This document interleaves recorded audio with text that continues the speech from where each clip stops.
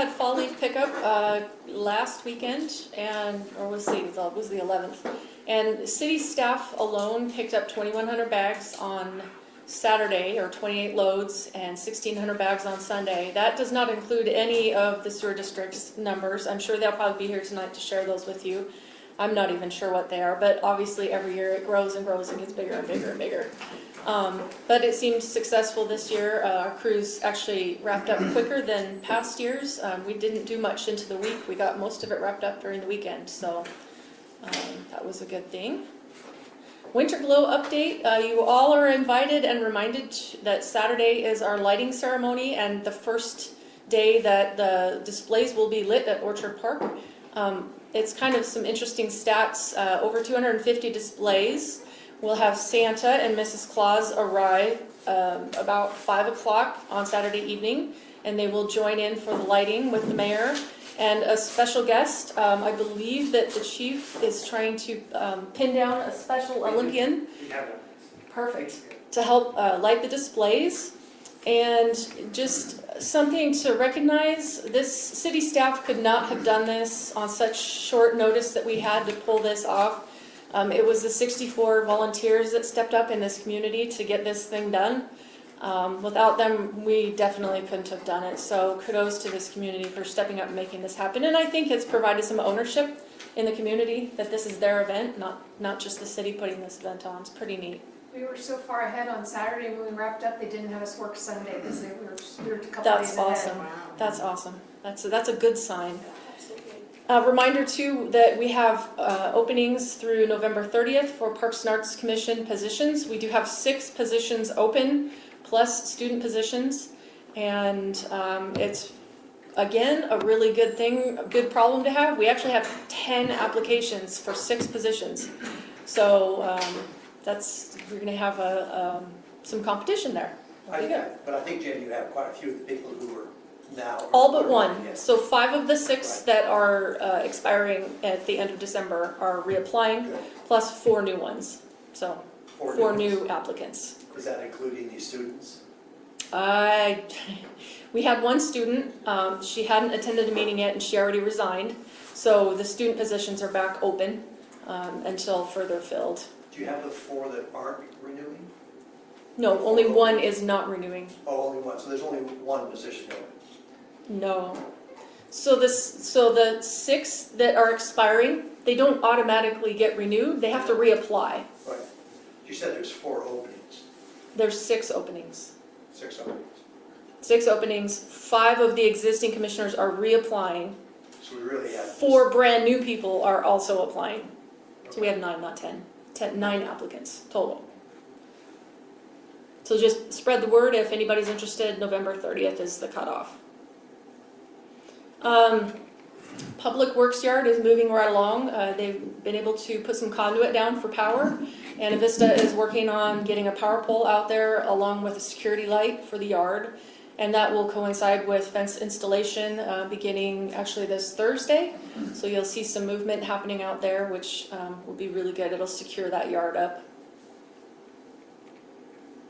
Something that we're going to share on Facebook this year, a social media, website, and I may even consider putting it on our snow flyer next year, is this snowplow graphic.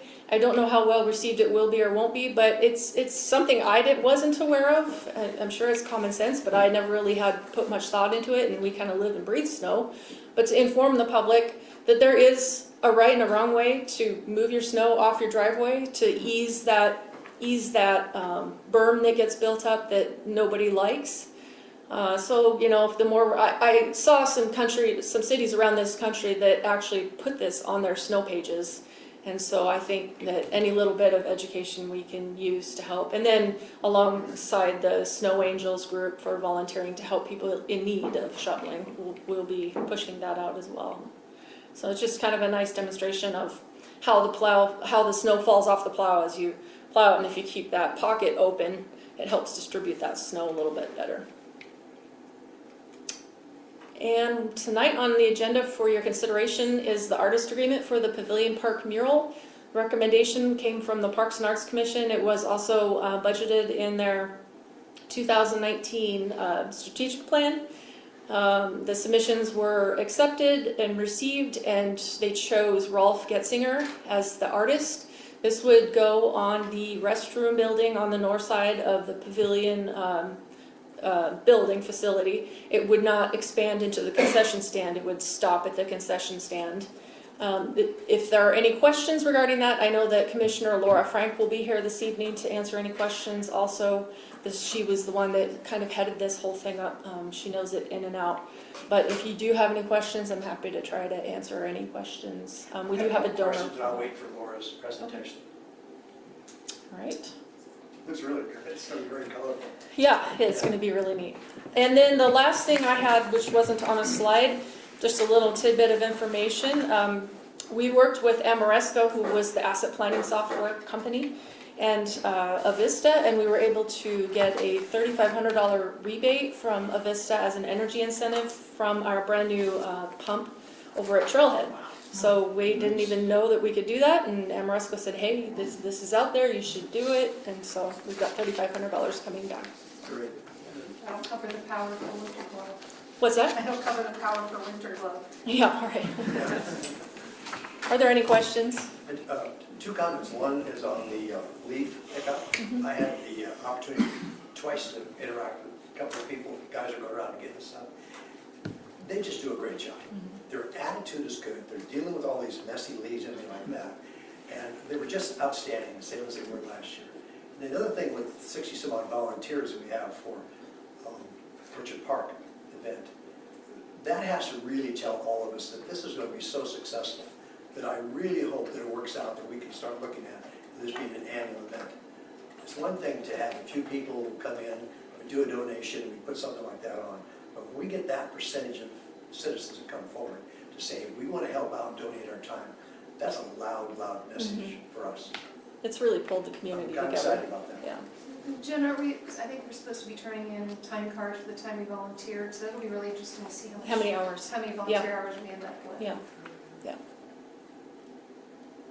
All right. Just I'd echo Mike's observations about the guys, both from the water district and the city. They were all just very helpful, and yeah, it was amazing. Further, the groundskeepers, that the rest of the city's areas and the leaf pickup, I thought, Jen, was great. That is to say, the city's grounds continue to look amazing, even in our winter months. Thank you. Yeah, that is a cold, wet, miserable job. Yes. There's a few trees that are holding out to the I know. Wasn't it Charlie Brown that had the one leaf that hung on his tree to the last minute?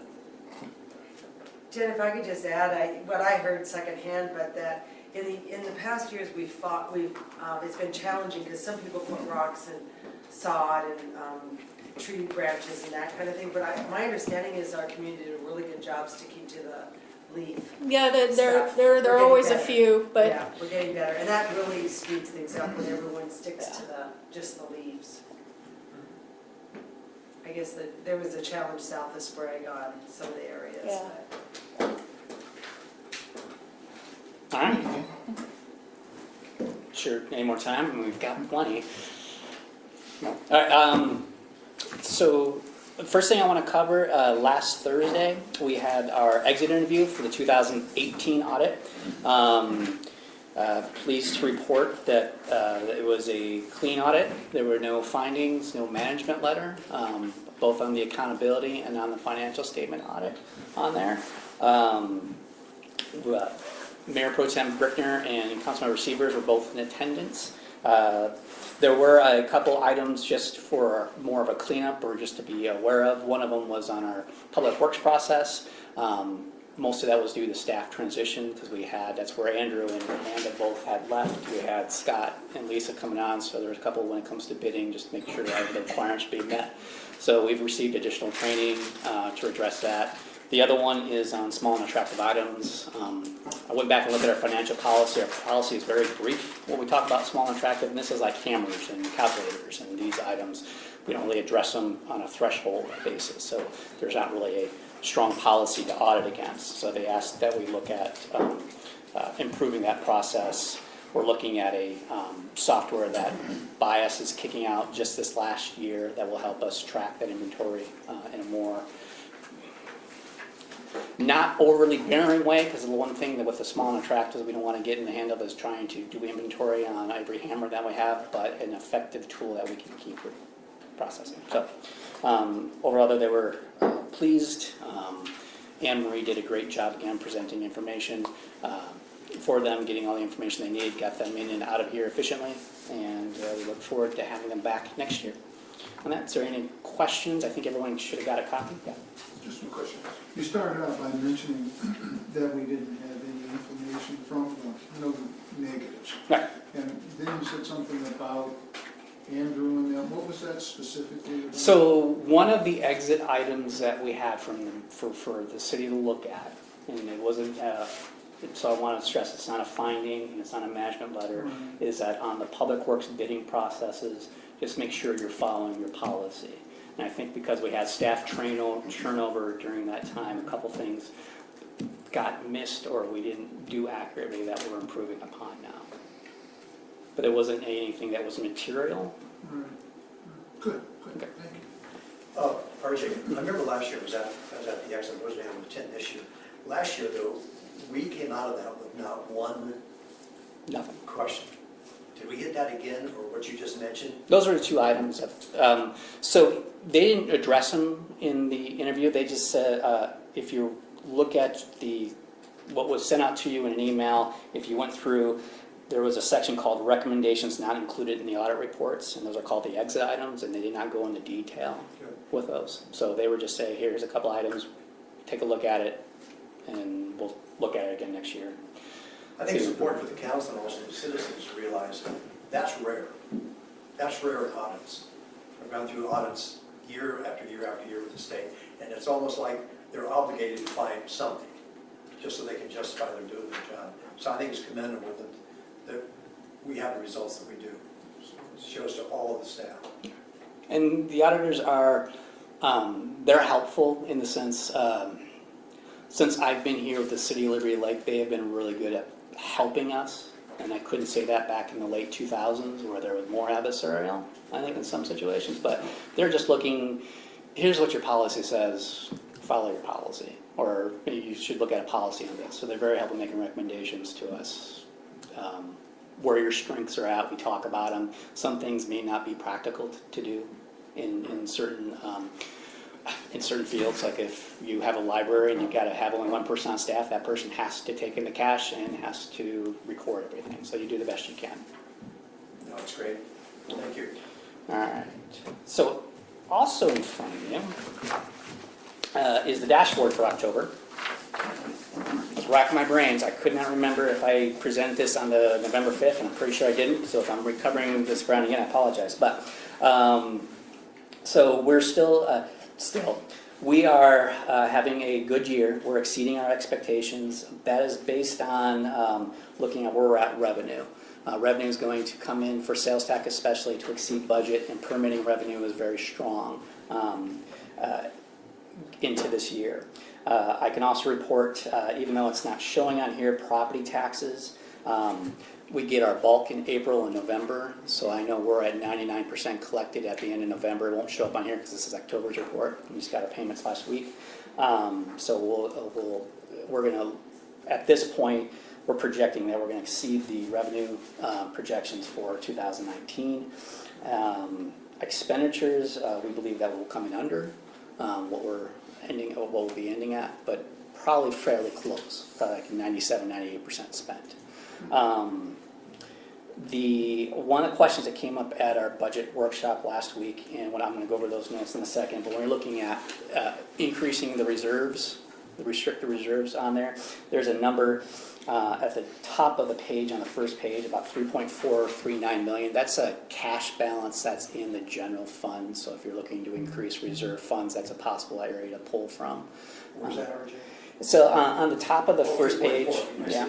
I see. It's just that we keep a running total what the cash balances are. And this is just in the general fund, so this is not a reserve fund balance. Our minimum threshold is 1.7 million. So I just wanted to highlight that area. And then project-wise, we are tracking well on the projects, Orchard Park Phase 1. I have a budget in number that includes for 2019, but I have carryover numbers in from 2018. So I need to come back with a project that's an overall project cost. I'm just looking at a 1 year, and I really need to take Orchard Park and expand that into because that was a multi-year project.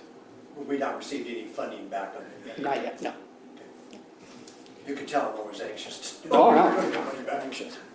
So, any questions on the dashboard? Got a couple. Okay. If you help, I just need to understand some of the terms. We have a reserve fund balance of 1.28. Correct. Okay. Restricted, yes. Is that mandated at any particular percentage? That is mandated at 15%. And right now, I believe it's over budget, or over the threshold by about $300,000. Okay. But we have an ordinance Yes, set in place that says what that needs to be at least. correct. And then underneath that, 2019, general fund cash balance, 3.4, and then per policy, minimum balance is 1.7. What governs that? Is that also an ordinance that's prescribed by percentages? There's a resolution on the financial policy that calls that to be a specific percentage. I'm sorry. The resolution for the financial policy calls out a specific percentage for the minimum for that to be. Is 7%. Not 7. I want to get my percentage right here. That's okay. And we have time, so I'm going to slow down.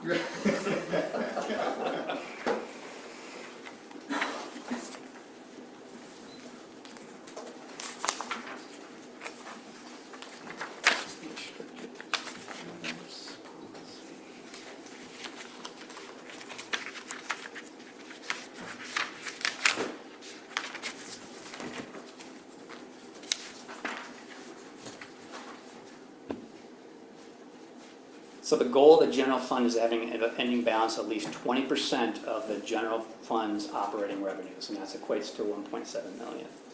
20%. 20%. The general fund. What was the rest? Of 20% of general fund operating revenues. And is that determined at the end of the year, the beginning of the year? That is Beginning budget? beginning of the budget. Beginning of the budget. All right, and now, the reason I'm asking is a long way to get to the question, is I had talked about increasing the reserve fund, okay? And now I'm second guessing myself, okay, because I'm not sure I understand the terms as you do. If the money is sitting in the general fund, okay, cash balance, what is the difference of where that extra cash is as opposed transferring it from there to the reserve fund? What separates? I'm gonna separate some. Yeah, what makes one of them more advantage than the other? So both of them are protected in the sense that city council has to actually appropriate dollars to spend them. So both balances, the 1.2 and the 3.4, are dollars that are not appropriated by city council. So there's not an authority to spend first. The second part, what makes the restricted revenue, well, I can call it more secure, maybe it's an extra, you put it in a safe and you put it in another safe, is that you, it goes into restricted reserve fund, and it is an action by council to spend the money. So the mayor wouldn't be appropriating dollars from the restricted reserve fund. That would be an action by council to appropriate it, and an action by council to spend any money out of that fund. So,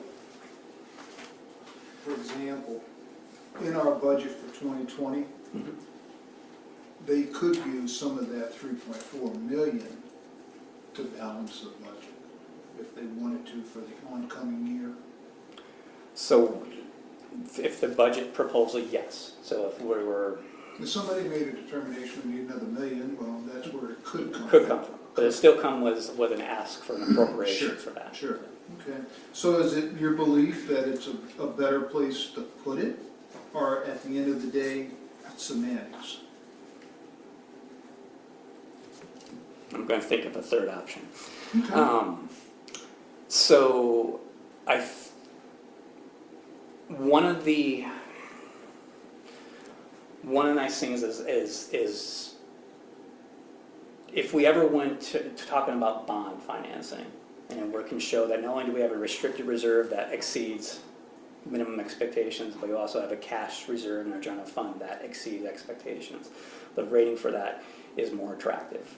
It shows some fiduciary responsibility, that you're ample cash in both areas. It also gives you flexibility if some project does come up throughout the year.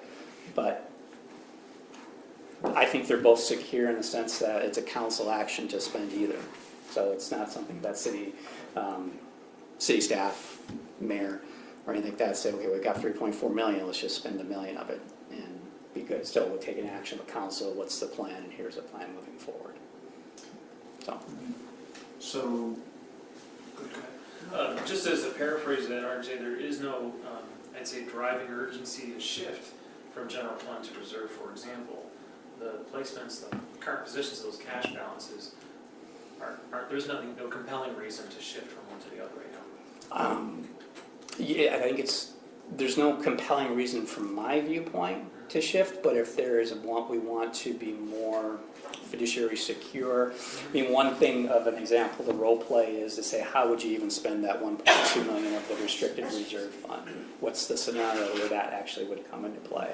And the test set, does that seem enough to get by? I mean, we look at an economic downturn, we do know that sales tax is one that would take the hit. That's the revenue source that's more volatile. And we're thinking, and if we had the recession we did 10 years ago, that sales tax could drop by $1 million. It could go from the 3.4 that we're projecting down to 2.4 within a year or two. And it's like, how do we make up that ground to still provide the essential services? It doesn't mean all of our money going away, because property tax will still come in. And utility tax will still come in, so you still have other revenue sources in there. So it's not necessarily an immediate cash flow issue, it's just how do we want to keep doing the services? And what type of recession is it? Is it more like the economic, or the technological, the IT one that we had back in the early 90s? Isn't that right? Mid-90s? Or is it the one that we had, this one was more housing, real estate related, which looked like was going to be deeper, because some recessions don't have the same impact that others do on our local economy. So if it's a short-weathered recession and you're just looking at 3 months to survive, then you could say, well, let's use restricted reserves to help plug the hole so we can keep our services going. But once the hole's filled and we get money back in, let's build that right back up. And that's the actions what council can take.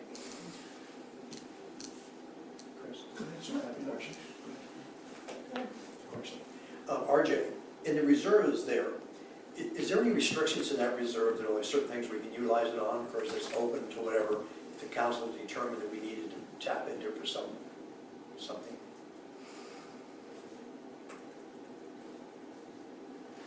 I'll get back to you. The restricted reserve fund should not, so this is what the policy says, and this I think also in the ordinance. Restricted reserve fund should not be used for current expenses of the city except in unusual or emergency conditions. Okay. I don't think there's So other. all of it could be utilized in case of an emergency or something like Yeah. that? Yeah. I personally, I'm comfortable with having a larger reserve.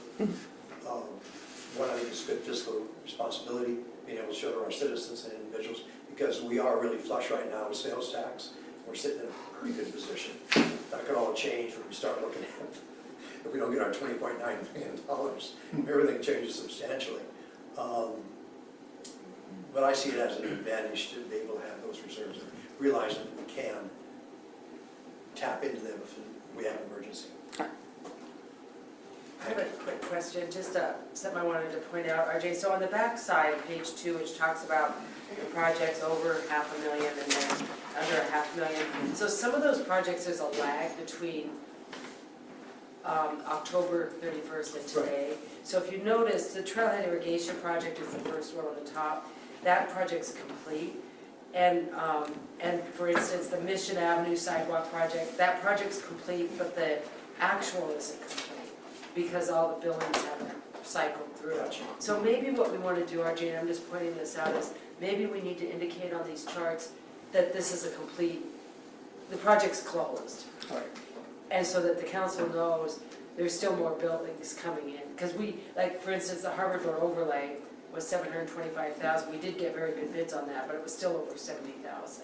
So there's a delay, like I That's a said. great So idea. we will Yeah. indicate which projects are complete. Right. And we'll, yeah, so, and the interesting on complete is retainage sometimes can Correct. take Months. months. I mean, one of the things you'll see in your vouchers tonight is the irrigation at Pavilion Park, that's in there, even though that project's been done for months now. The retainage just got released because we wait for all the L&I and other documentation to come through, so. So it takes a time for all of the work to be physically complete, and then the paperwork has to catch up with it. So, anyway, we'll figure it out, but I think it's good for council to see which of these numbers really represent a complete project. Because next year, when we start over, RJ, then all these projects get reset, is that correct, how that works? Yeah, We're one of the struggling things with that we're struggling with, and I need to come back and revisit, is there's a couple projects that are carrying over into different budget years, so it's hard to, the Orchard Park being one problem with that, is that it almost seems to be a project, program project budget. So it's not a number that you can take and tie directly back to the 2019 budget, because it's gonna be a 2018 combined, possibly, or 2019. So. So it's budgeted one year, spent the next year, and it's a challenge for us to reconcile that on this dashboard. Yes, all right.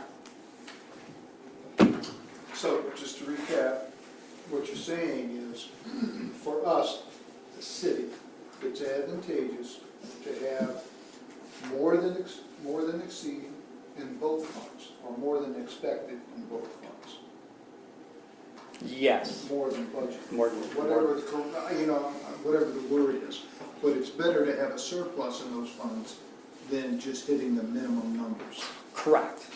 Especially since we have it in doctrine and policy, that we have a minimum amount. So if someone actually tested it and we came in under the minimum, then they're saying that we're not. Correct. Okay, Thank you. you're welcome.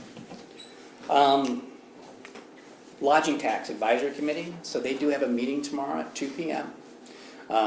This is to go over grant applications that they receive from the community, from different nonprofits.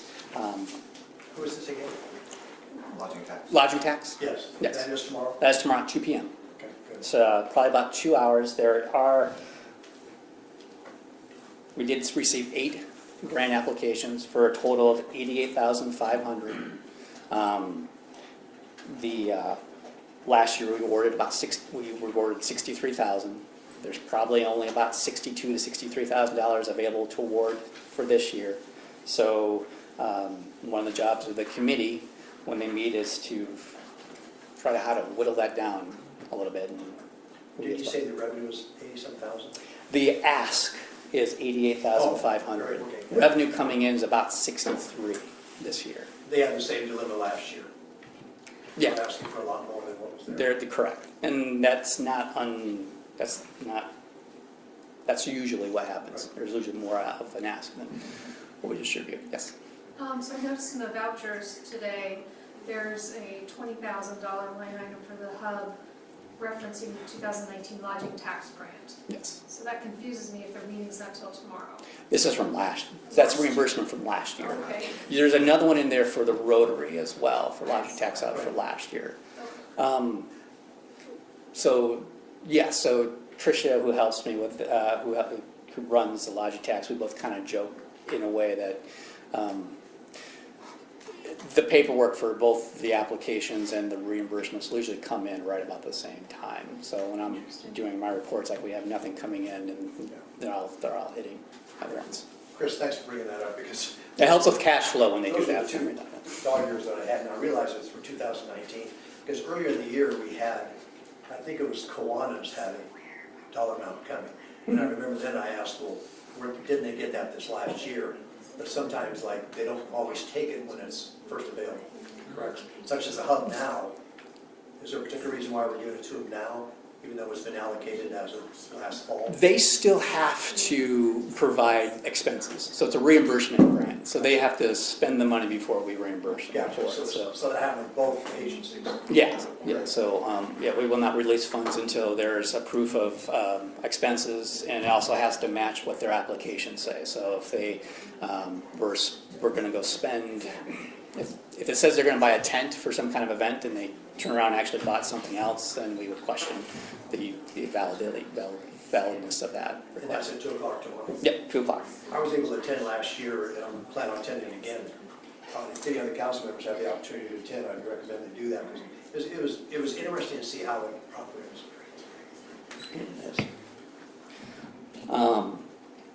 So one of the other documents in front of you, it looks like this one page.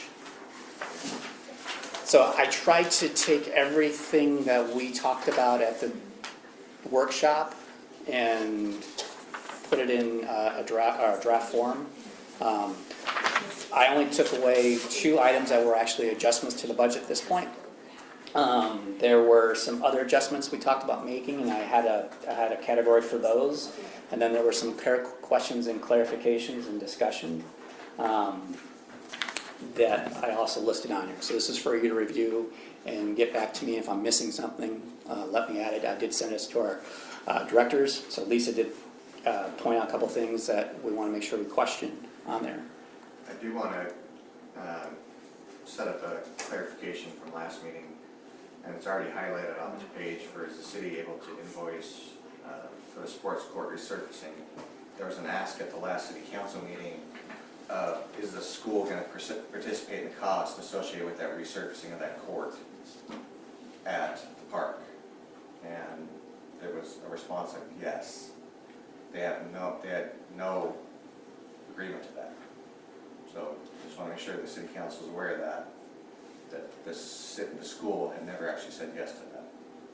We never asked, but you're absolutely correct. But it was said yes last I time. don't know where the yes came from, but, okay.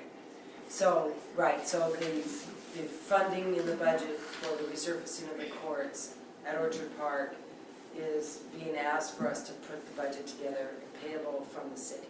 We never approached Central Valley School District. I didn't, so I'm not aware of it. What is this being called? So, A resurfacing? no, when we did and I'm not a technical expert on this, council member, but when we built the courts, the decision was made to take out the finished product on the top course of the courts. The courts, if you ask me, are functional. If you ask Hugh, who's a tennis player, he would much rather have them surfaced, and he could explain more, but it's kind of a finish coat on the courts. So we put it into the budget to do it next year, in the spring. We put it in the budget to do that. And So it's, maybe I now. think it's roughly, correct me if I'm wrong, it's $25,000, Jen? 41. $41,000 to put that product onto the courts. It's a more ideal surfacing, if I'm correct, for tennis playing. Yeah, it's safer, called actually. PlexiPave, Yeah, and it's meant to be overlaid on top of a concrete or an asphalt playing surface rather than have a bare concrete or asphalt surface. You put this PlexiPave over the top, and it's kind of like a thick paint, and then it's colored. So that's where you get your colors of the courts, and then they stripe over the top of creates it. almost more like a rubber-like material. A little bit. which- It's got a yeah, little bit of a yeah. softness to it.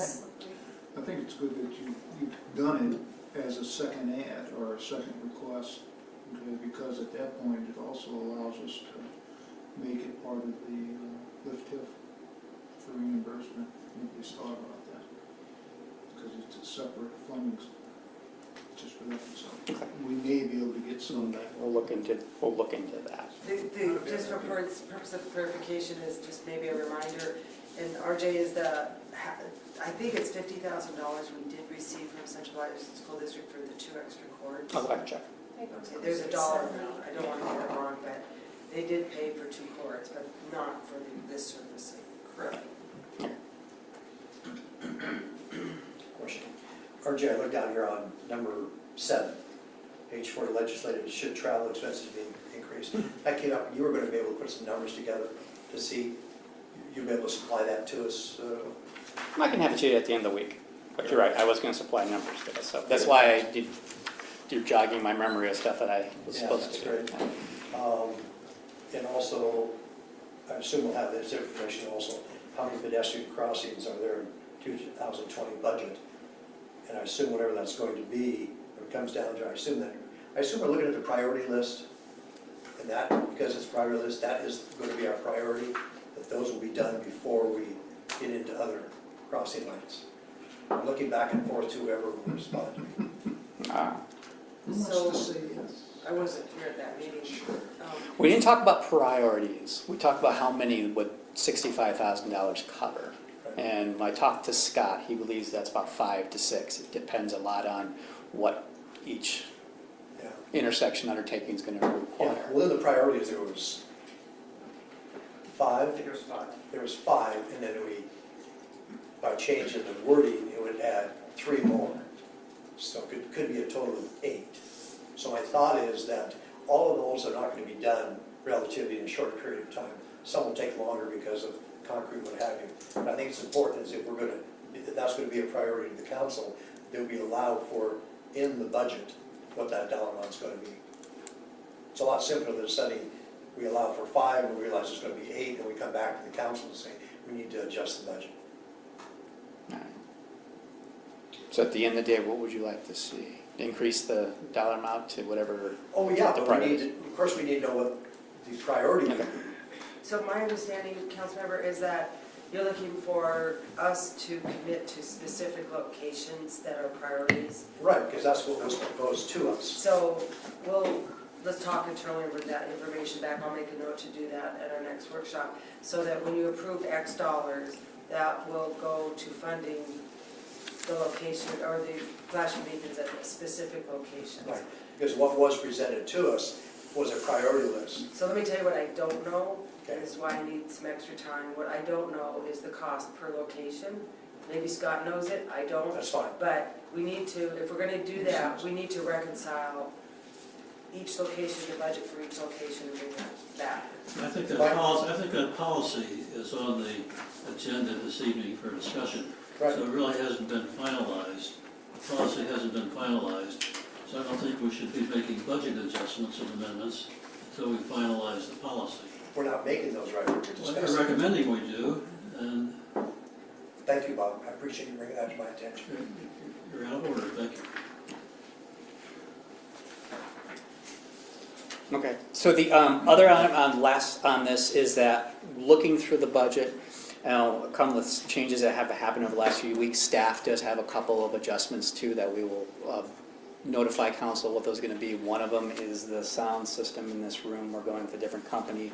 What we have in the capital facilities plan is not enough to cover for that. So we'll make sure we highlight that these are staff requests and that they'll go through the same process, they would have to be voted in or not based on their merit.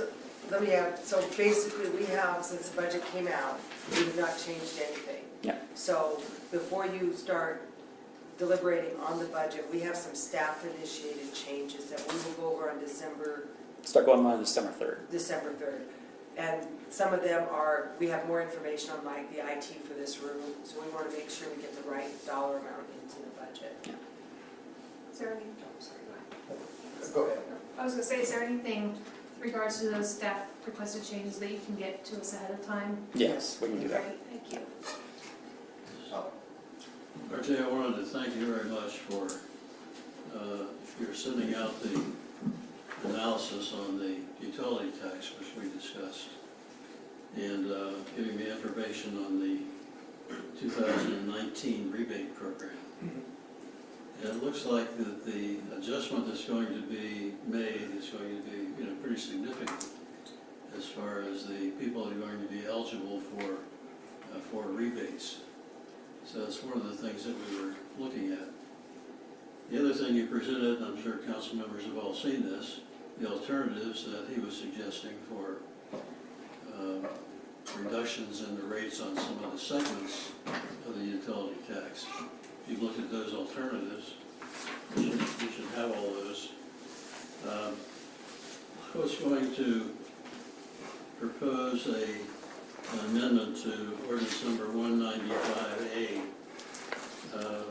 relative to the utility tax. But I think that this addresses my concern about the people not using it because of, one, the amount was too high. The maximum amount now is higher, which I think will help. But the other thing is, I'd like to consider adjustments to some segments of the utility rate when we talk about approving the utility tax. There's some alternatives here on these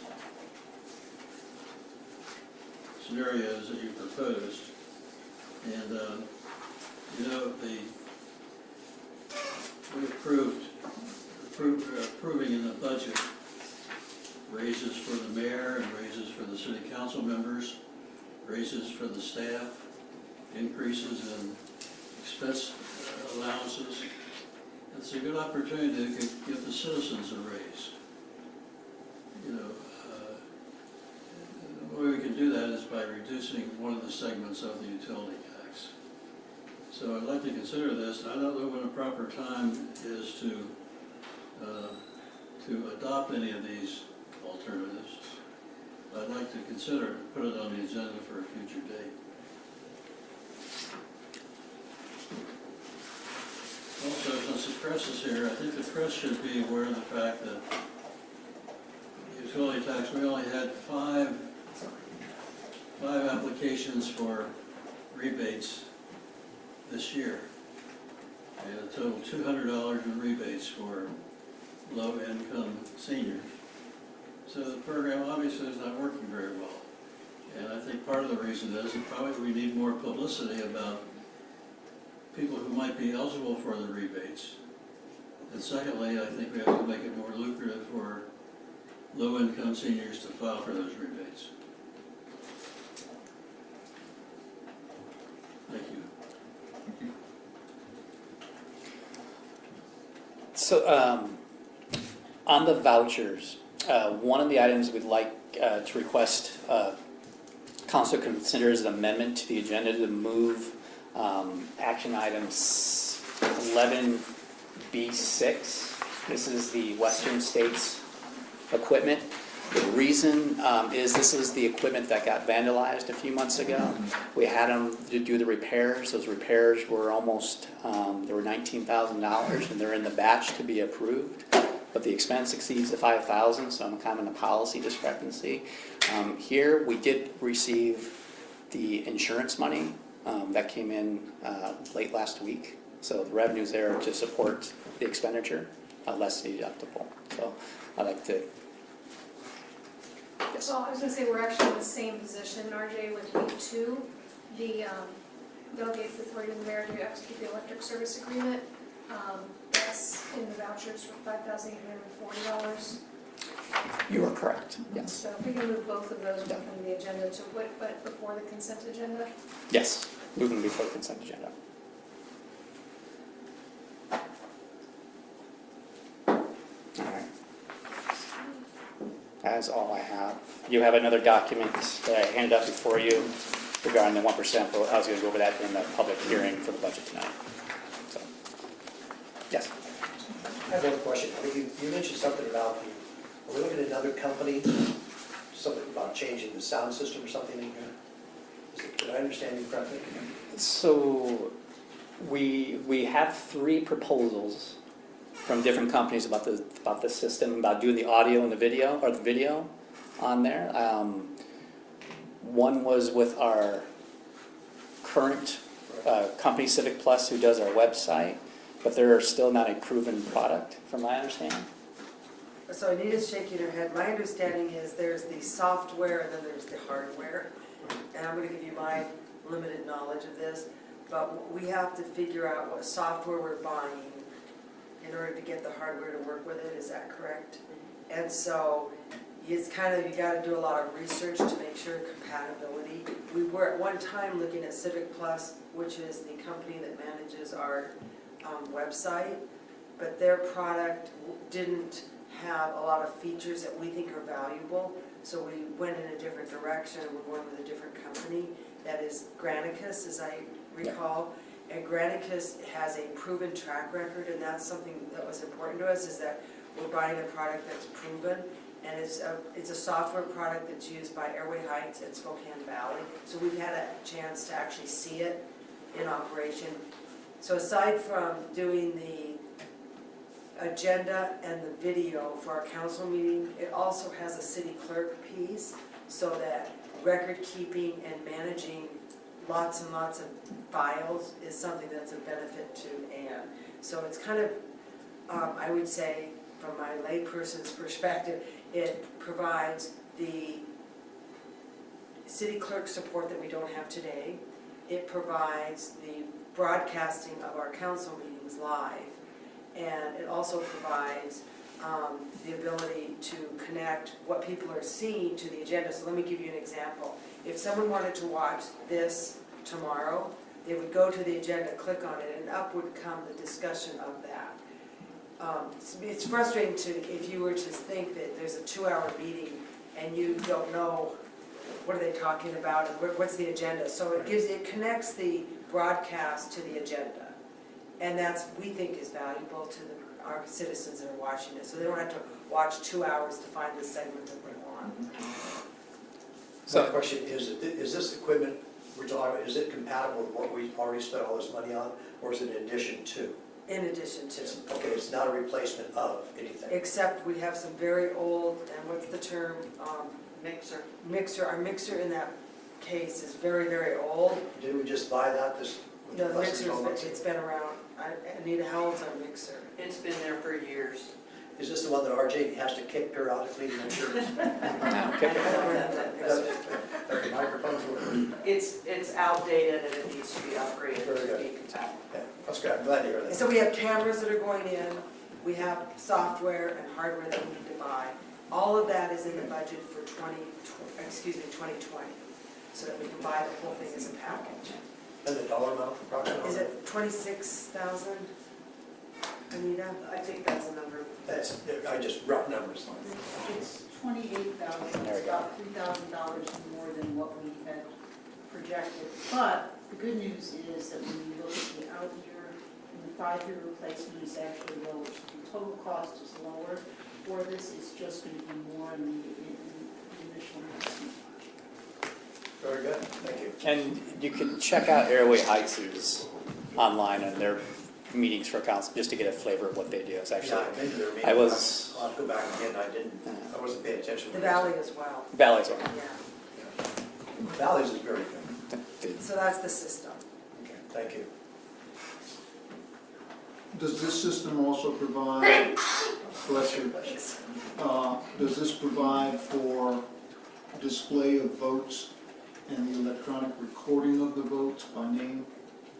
You have to add that feature, I believe, it's an add-on, Do you want me to answer? please. No. Yes.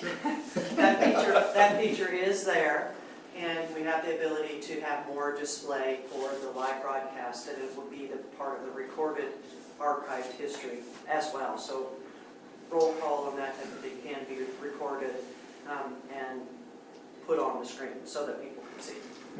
Will it also be here for the audience to Correct. see? Yep. Is that a separate screen or Yep, separate screen. separate screen? But you can divide a screen, so that's what we'll be doing with AIM. And how much more is that add-on? I You can think get back it to was us. like 3,000, don't quote me for sure, but I think it was 3,000. We felt it was a viable piece though for you. Anita, is that a one-time This is- cost or is it an annual cost? It was a one-time cost, initial setup, and then there's an annual fee. If we can get the annual fee costs and everything associated with it, I think it'd be helpful. I think that was in the presentation a couple months ago. It was, but those costs were for the other product, Oh, not okay. this product, so we can give you updated, Yeah. we'll give you updated figures. Very good. Okay. You shouted out earlier Friday that there would be a webinar for AWC on impacts of 976. Oh, yes. Still on for this week? That's still on for 1 o'clock. 1 o'clock on Friday. So So to kind of recap our status, the governor's directed DOT to stop non-essential spending. Hmm. AWC is joining a coalition to file a lawsuit to injunction, to my understanding. Any other insight from AWC insofar as impacts or actions on 976? I haven't heard of any, and I'm waiting for the webinar to see what they will update us on and where we're going with that. But I haven't. MRSC had something come out today, but again, it was pointing everything to this week's webinar. And I know that Councilmember Kennedy and Councilmember Kaminskas were going to be there. I haven't heard from any other of the council members. I'm looking for a head nod if you are going to be, because I want to make sure I public notice it. Here at 1 o'clock? Yeah. Yeah, I'll be here. Okay. So, we'll So I make did sure. have a conversation with WashDOT, and I was gonna include the update in my report.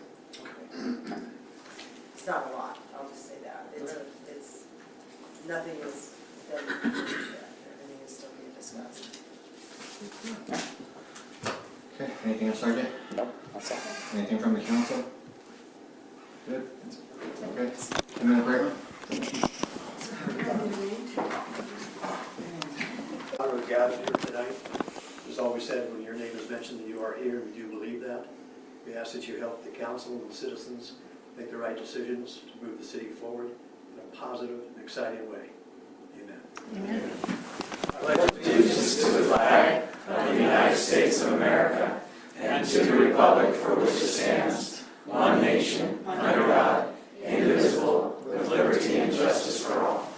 Okay. Rocking and rolling tonight, Ann. Called orders, so, and in the roll call, I think Hugh's not here. I move to excuse Councilmember Severs for work purposes. Second? Moving second, further discussion. Hearing all in favor, say aye. Aye. Opposed, there you go. Agenda's before you. Mayor, I move the agenda with one modification, moving general business B2 and B6 to before consent agenda. Second?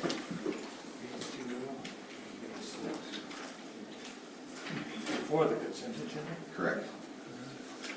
Okay. Other modifications? Right here, all. Ooh, excuse me, before we move on there, I'm sorry, I just, I spaced for a second. It's okay.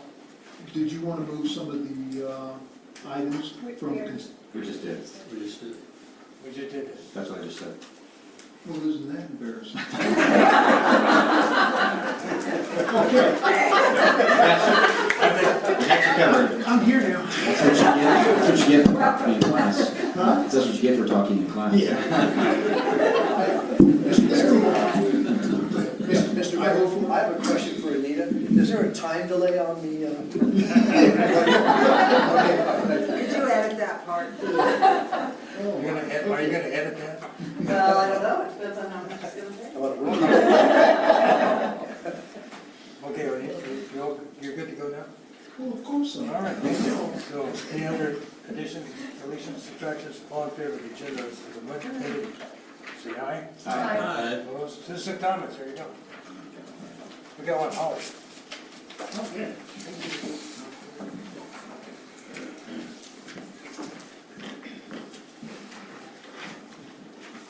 Hey, this is why I love coming to city council meetings. Hi, I'm Molly Woodruff. I live on North Fairway Road, and tonight I'm acting as president of the Liberty Lake Friends of the Library, Friends of the Liberty Lake Library.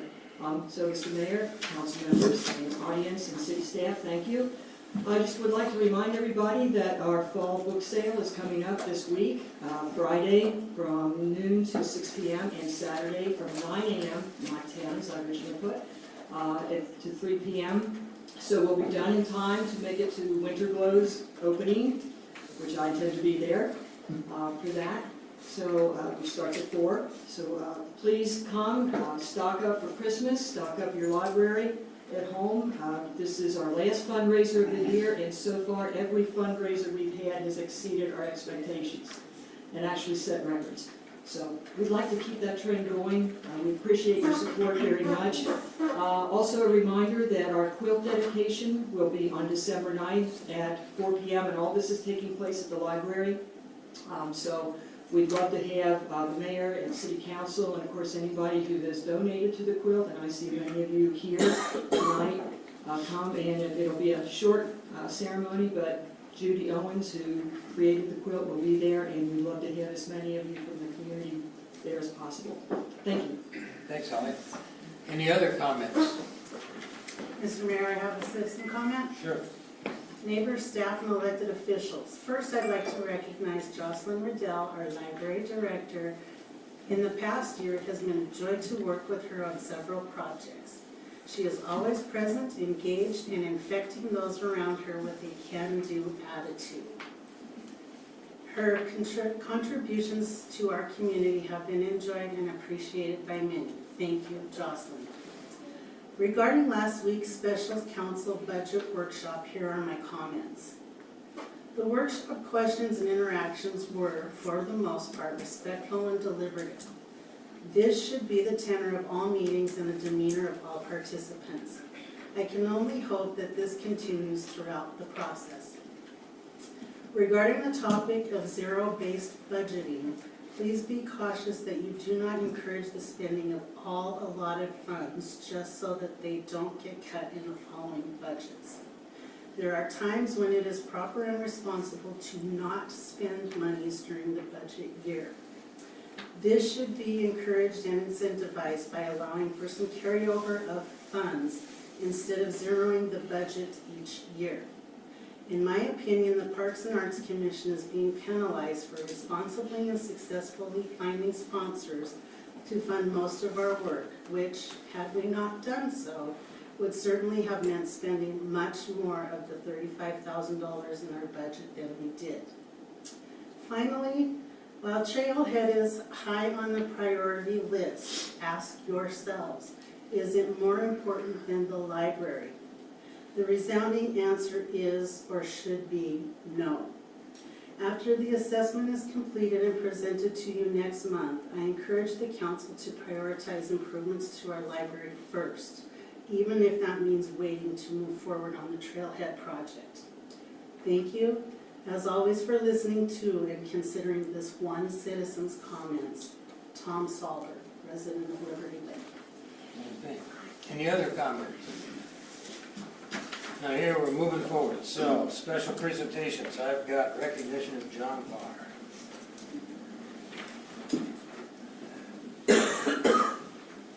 Thank you, Mr. Mayor and Council. My name is Mindy Howe, a member of the Board of Trustees of the Library.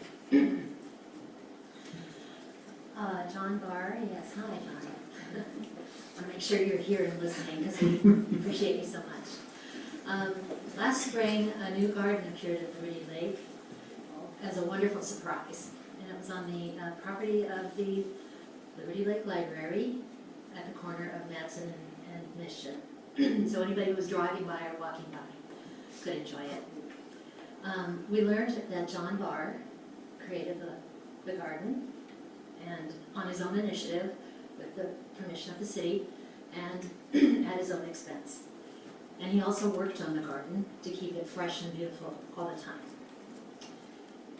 We also learned that John initiated the garden in memory of his beloved dog, Easton, who passed away earlier in the year. And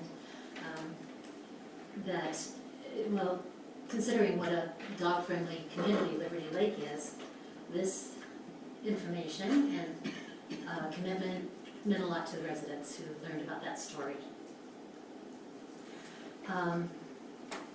John, you have our condolences over the loss of Easton. He must have been a great, great friend. So the library staff, the board of directors, or I should say the board of trustees, the Friends of the Library, city employees, and citizens of Liberty Lake want to thank you for your creative idea, for your hard work, and for the heart that you put into this project. So we have a certificate for you if you would like to come up. It's a certificate of appreciation awarded to John Barr for planning and maintaining the Easton Memorial Garden at Mission and Madison on the Liberty Lake Library grounds, awarded today, this 19th day of November. Great. Thank you. So we hope that when you look at it, you will be reminded of how much your city appreciates you. Oh, I really appreciate that. And as I told the mayor recently, as I dug up all the other flowers that were, getting ready for spring, I also planted, I counted them up, there was over 1,000 tulips. So, as I told him, it's going to be a tulip-palooza. So it may be a showstopper too, so you may need to watch the traffic in that area. So we have a video, do you want us to show a Oh, video? yes. I hear we have a video, so. Oh, cool. There's all the spring bulbs. I have a tendency to plant everything too close.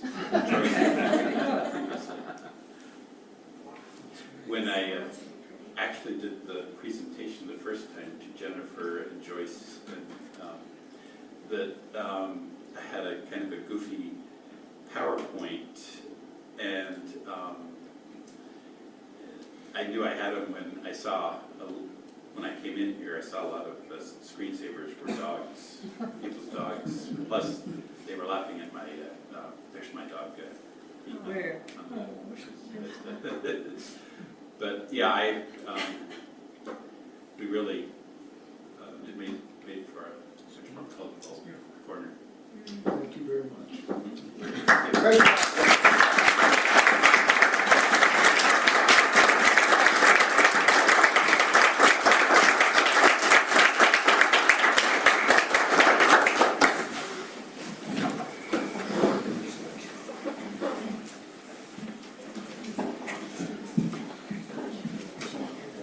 John, thanks for stepping up and making a difference. And that's important with our community. You know, people that come forward and make a difference for the benefit of others, deserving no reward or asking for no reward. We thank you so much. And we're looking forward to spring. Yes, me too. I'm going to count 1,000. It's going to be full. Okay, thank you. Thank you. And Long. Mayor, we did receive an email from Ann that she wanted to reschedule, so Okay. she won't be here. Okay, that's good. All righty. So now with reports, let's start with the Youth Commission. So, Chloe?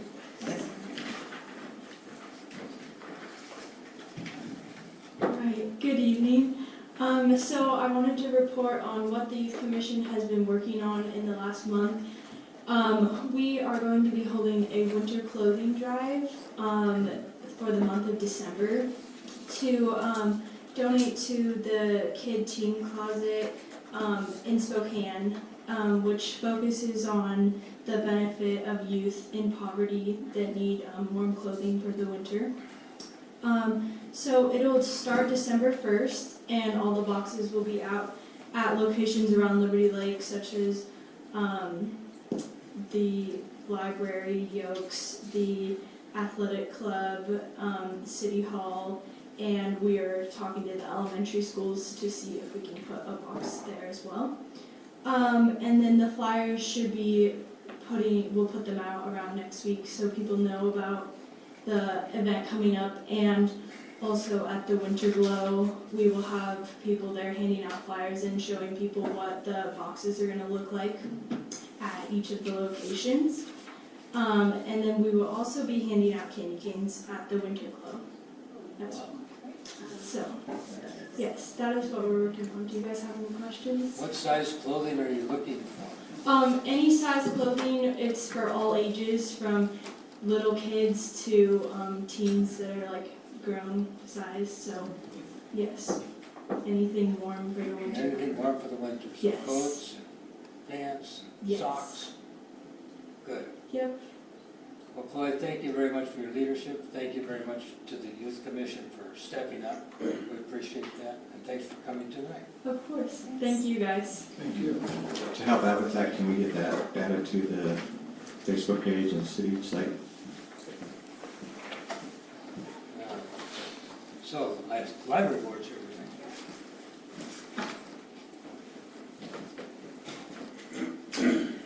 Well, good evening, Mayor Peterson, City Council, Liberty Lake staff and Liberty Lake citizens. I'm Sandy Bishop, and I'm a member of the Board of Trustees for the Liberty Lake Municipal Library.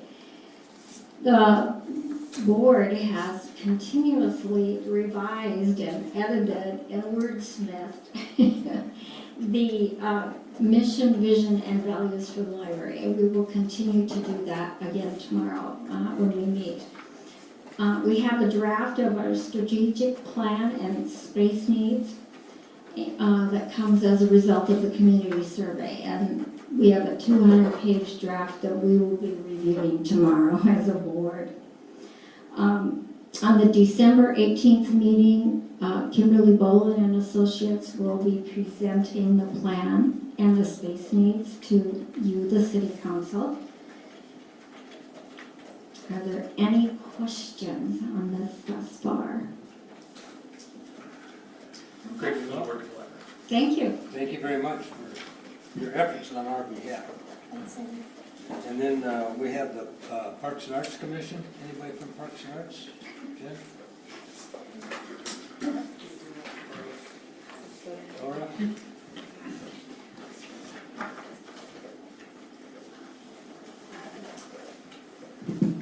Mayor and council members, my name is Laura Frank, and I'm here from the Parks and Arts Commission.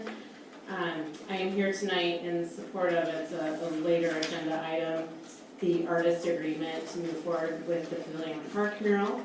I'm happy to answer any questions you may have now, or if you prefer to wait until you're reviewing the agreement for approval.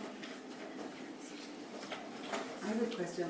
When would they start, if the council approved the agreement, when would the artist start? He's prepared to start immediately. So he's going to be doing the work in studio on marine grade MDO board, and then that would be installed on the building. So the mural itself will not be on the building, but on panels that will then later be installed in the spring. Okay, that's great. Okay, thank you. Yeah, I think he has a 6-week time frame that he's estimating for in-studio work. Any other questions? Any other questions about the mural or the agreement? It looks great. Thank you. Thanks, Yeah. Laura. Planning Commission, Bill?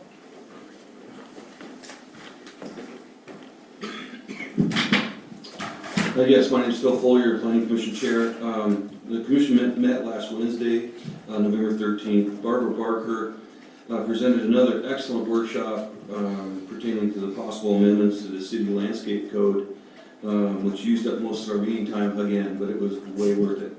We began the process of identifying specific considerations for all 8 of our goals as we move forward to better facilitate future discussions.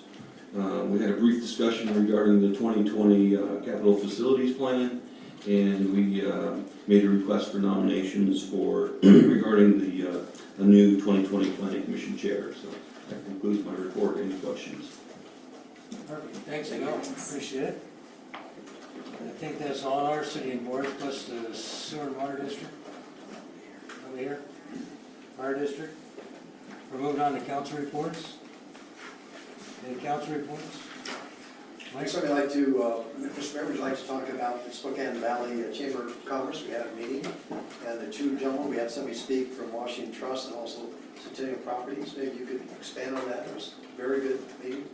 Well done, well attended. I think they had record attendance. 350. And Doug Yost talked about working with the city of Spokane Valley and city of Liberty Lake and some of their projects. How easy it was with both entities.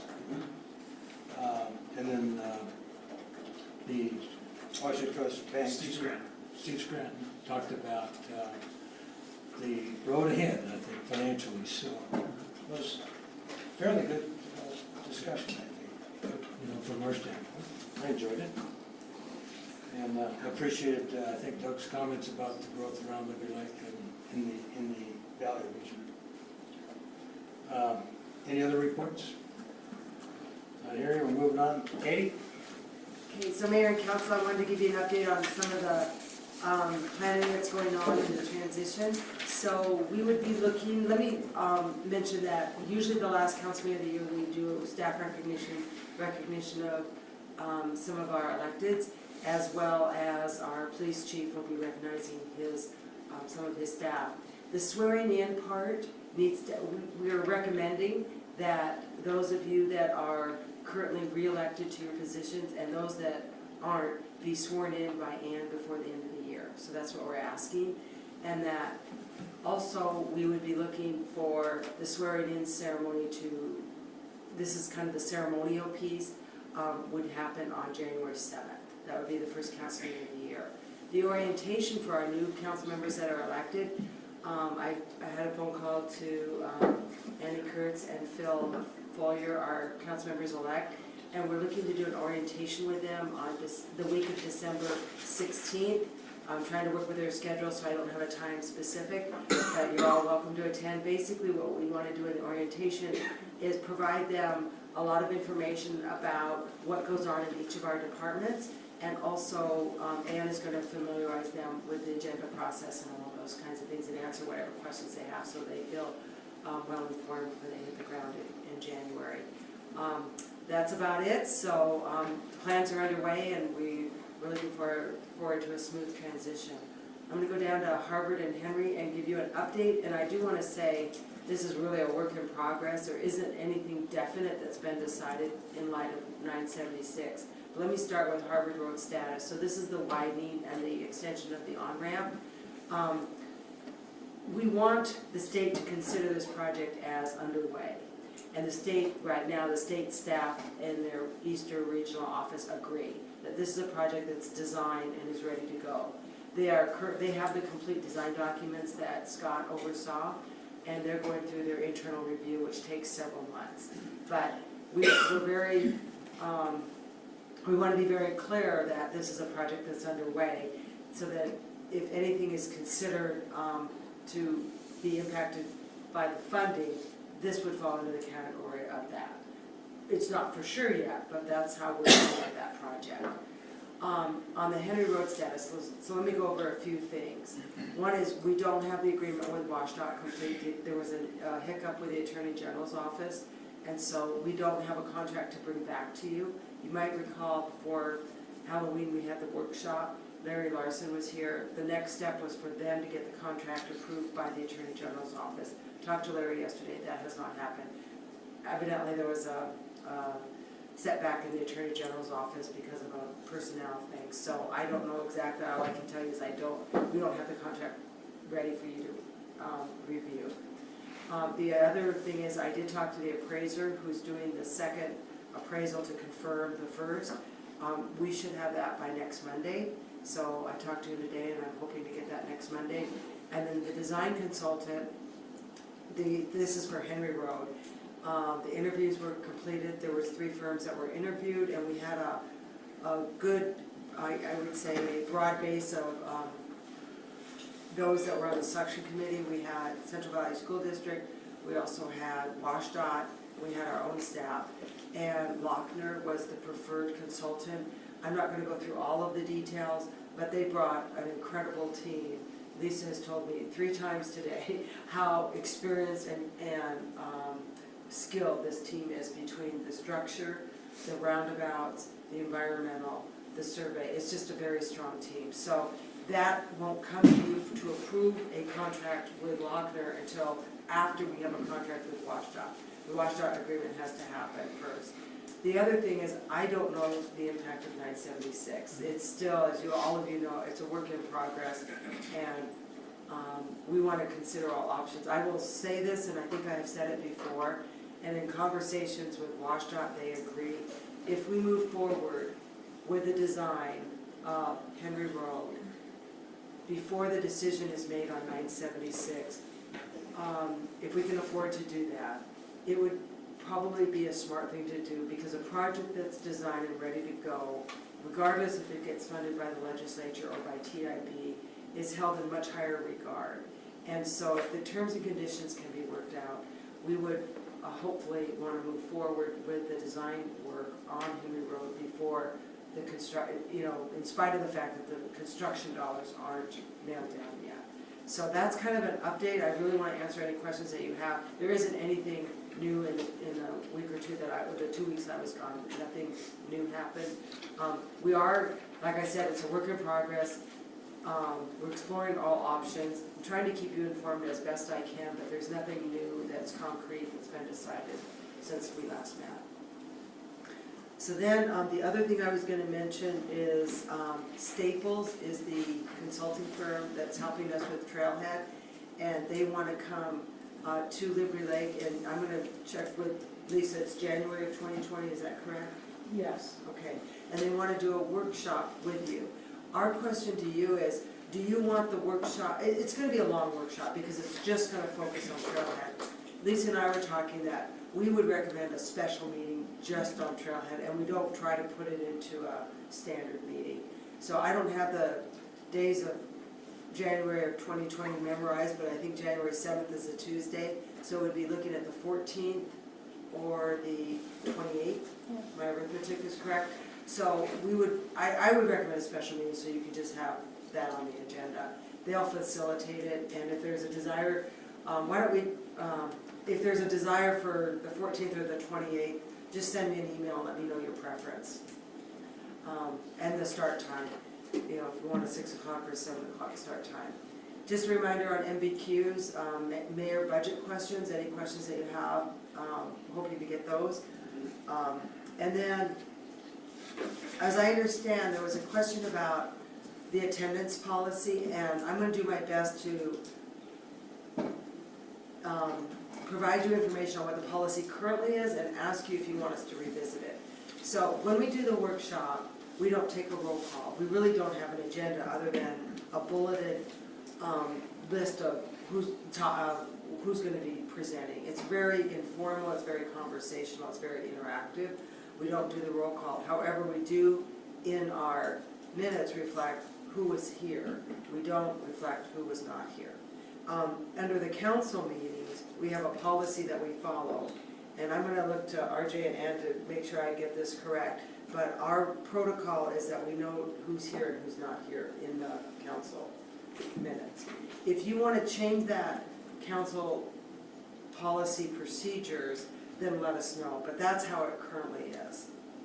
I think we have for future agenda items, revisit of the council rules. So that's probably a good time to go through this. Okay, do we have that scheduled? I don't think we actually have a date, but I know Okay. that there's some things that we're doing different that weren't memorialized yet in an updated policy, so. Okay, um, so it looks Whatever. like right now it's tentatively scheduled for January 21st. So, okay, so we will bring it back at that time That and sounds good. when the new council is on board and we can have that conversation. And Okay. I will, since I've already kind of gone through it, updating what I know that we're doing differently, I'll get that out to council by email, so you guys have a chance to take a look at it ahead of time, and then we can just go on for discussion from there. Okay, so that concludes my report. Okay, Kate. Oh, so, Mike? we're down. Can you go back up to the very top when you're talking about the orientation? I think it's appropriate to mention that December 7th is the elected officials that AWC puts on. I believe it's December 7th. That is recommended, of course, for new council members, and it's also encouraged for existing council members to attend that. Is that a webinar or is it an actual conference? No, it's actually, I forgot what it is this year, they've done it yeah, it's both in the ways. valley. Why don't we look it up and we will send it to all existing council members and council members elect. December 7th. December 7th, and it is in the valley this time. Is that Marabou? It's at Center Place. Yeah. Center Place, okay. Center Place, and it's 8:30, it's 8:30 to 3 p.m. And each one I've been to has been quite different from the one before, Right. so if returning council members can make it, I highly suggest. Elected officials essentials. it's What day referred of the to. week is December 7th? That's Saturday. Saturday, okay. Is that Pearl Harbor Day, as I recall? Yes, it is. What day is it? Pearl Harbor Day. Pearl Harbor Day. Well, what's the I remember that. Are you done now? Thank you. So now we have action item when we want to take general business 2 and 6, correct? Yes. Mayor, I move general business number 2, to delegate authority to the mayor to execute the electric service agreement with Avista for public works yard lighting. Second? And second, further discussion, not hearing, all in favor say aye. Aye. Opposed? There you go. I move general business number 6 to authorize payment for Western States in the amount of $19,386.28 for repair on vandalized equipment. Second. Second, further discussion? Pardon? Statement, just to reiterate that we've already received payment, okay, from the insurance company for this, so we've balanced it. Thank you, sir. Okay. Without further discussion, all in favor say aye. Aye. Opposed, there you go. I move consent agenda 1 and 2 to approve November 5th, 2019 city council minutes and to approve November 19th, 2019 vouchers in the amount of $919,795.07. Second. Second, further discussion? Not hearing, all in favor say aye. Aye. Opposed, there you go. General business 1? I move general business number 1 to authorize the mayor to sign the addendum to the agreement with Evans, Cravens, and Lackey PS, extending the term through December 31st, 2020. Second. Moved and seconded, further discussion? Question. Yes. I think we're using the same dollar amount as we have in the past. Yes. Wouldn't it be logical, because of inflation like that, that would be adjusted as time goes on? It depends on what you're questioning. It increased this last time. No, I don't think there was an increase. No, but this contract that we're extending, it increased from the time before. Yeah, I just agreed to extend it for 1 more year at the same time, at the same. Oh, okay. Yeah. Not that I don't want to give you a lot more money. But I'm willing to revisit the issue if you want to have a conversation. I just think it's important as we look at things as inflation thing that's up there, we should take all these things into consideration. And even to consider reductions. We can have that discussion too. I'll show you some more documents. This is where zero-based budgeting really comes in. We're not going to ask an opinion on that one. So without further discussion, all in favor say aye. Aye. Opposed?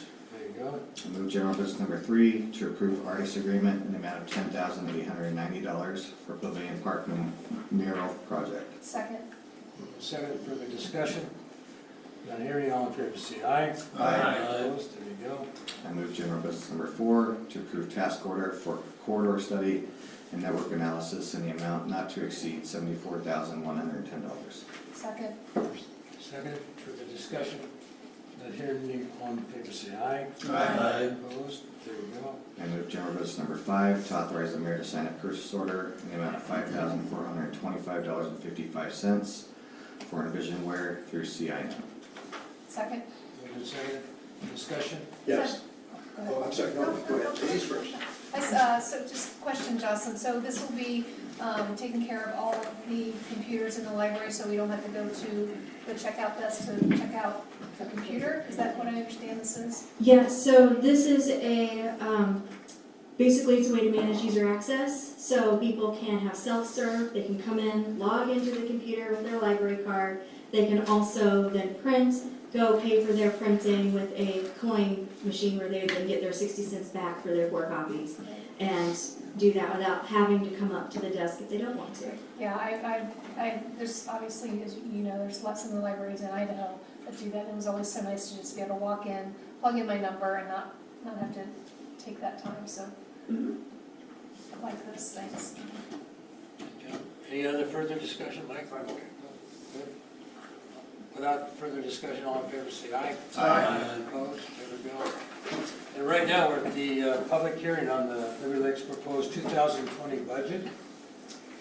And so it's like at 7:36 or so, 7:33. So the public hearing is open on the budget. Any comments, things you like about the budget? Did you like to see in the budget? You don't like about the budget? Why you're here? What your vacation plans might be? Nothing? New Mexico. New Mexico, what is that? Anybody going to Mexico? Apparently the attorney is. I'm not going to Mexico. The contract might have changed. It's approved. It's approved. All right, without further ado, we're gonna close the public hearing at 7:34. Resolution 19-258, Ann. City of Liberty Lake, Spokane County, Washington, Resolution Number 19-258. A resolution adopting a pedestrian crosswalk and rectangular flashing beacon installation policy for the City of Liberty Lake, Washington. I move resolution 19-258. Second? Second. Odom, Second, Bob? yes. Question, discussion. Discussion, yes. We had 315 pages on our packets this week, and I have to admit that I didn't read all of it. But on page 68, which is really this policy statement, under other considerations, it says, the city should develop a 5-year plan to locate and prioritize future crossings that follow this policy. It just seems that that statement might be better stated by saying the city staff shall develop a 5-year plan to locate and prioritize future crossings that follow this policy, to be presented to City Council for consideration and approval. Now, how do we amend that policy? Do we do that in a resolution? Well, certainly, I mean, the resolution is just to indicate that there is a policy in place, so to the extent that you want to, and the exhibit is attached to the resolution, so to the extent that you want to change the exhibit and amend language within the exhibit, you can certainly do that. So just saying the city, that's pretty broad and nebulous. And I think if we make somebody specifically responsible for that function, and if we say the city staff is responsible for it, and they shall develop it, then I think that's set. I think the policy is very good, and I think Chief Asmus has done an outstanding job in developing this policy. And I agree with it and tend to support it 100%. But I just think that adjustment would make it a little more meaningful. I would suggest that the city administrator, along with concurrence with the city police chief and the city engineer, develop that list of locations. So maybe, Kind of with an annual review, because you're going to have a building taking place that you may want to put a crossing someplace else. so generally, it is, what cities do is they hire a consultant to come in and assess pedestrian crossings and put together a 5-year plan that was just referenced. I don't know that if we included funding for that, Lisa, if we included We funding. have the sidewalk master plan. Good. And so that would be a 5-year master plan, and then we could connect the master plan with the funding and the construction of those locations. Is that what I'm hearing? And so city staff would do that on an annual, generally you complete the plan, and then the council approves the plan, and then funds the plan, and then we provide updates as needed on that, on the construction development of the plan. Is that kind of what I'm hearing? Yeah, I think that's more specific, and I think it would be a lot better. Mike? Go ahead. I'm totally in favor of what Bob is suggesting, in the verbiage that he's suggesting. And I'm really comfortable having staff, police chief, and other individuals involved in this. I don't know if we have to go so far as to hire an outside consultant, something like this. I think the council could be comfortable with the recommendation coming in. But at the same time, I think we need to address what I touched on earlier, which was I was reminded best to touch on it now, is that we've already established a priority of 5 to 8. And I think those need to be prioritized and address those first before we move on to anything else within the city. And I only bring that up because it's already been brought up on several occasions. Shane? For the purposes of the incoming council, existing council for 2020, for the citizens regarding this topic, this, if you look at attachment A, under this 315 pages of what we received, there's a section in there that talks about flashing beacons are great for pedestrian safety, but there's a section in there that talks about education. And without that, this is only one piece of one small puzzle to the whole thing. And I'm gonna encourage everybody continue to work and be involved in the educational piece. It talks about website education, classroom curriculum with the schools, working with the school district to make sure the kids understand how they work. It talks about pamphlets, student group involvement, officer training, pedestrian decoys for enforcement purposes. This is a phenomenal thing that we can really help this community out, but it has to be continued for 2020 and years beyond that. That educational piece will be vital. As we've heard, people don't always use them, and people don't always pay attention to them. So I appreciate that a lot. Further discussion, Chris? No, I just want to concur with Councilmember Moore with regards to that one statement under other considerations. The word should has gotten us in trouble in the past, so whenever we have the opportunity to make a should a shall, I think that it's a great opportunity to do that. So changing it to the city staff, and then shall instead of should. Could you reference the paragraph? I'm sorry, yeah, so we're on Page 5. page 5 of that document. Okay. Under other considerations, the city staff shall develop. And then I think you also said about updating every year, I'm not quite sure. I basically said at the end of the sentence, and I said, and present the plan to city council for consideration and approval. So do we make a motion inside the motion to make that amendment? I just make sure we get no Jurassic Parliament down there, for those of you who have been. So I move to amend the document, page 5, as discussed. Second. Moved and amended and seconded. Further discussion on the amendment? Maybe Ann, if you could just read what that now will say. Okay, so the amendment is for other considerations. The city staff shall develop a 5-year plan to locate and prioritize future crossings that follow this policy Thanks. and will be brought back to council for consideration annually. Is that correct? Approval. And approval. And approval. Thanks. So that's the vote on the amendment, that's the amendment. So all in favor of the amendment, say aye. Aye. Opposed? Okay, and then further discussion on the amended resolution? Not hearing any, all in favor of the resolution 19-258, raise your right hand. I count 6 out of 6.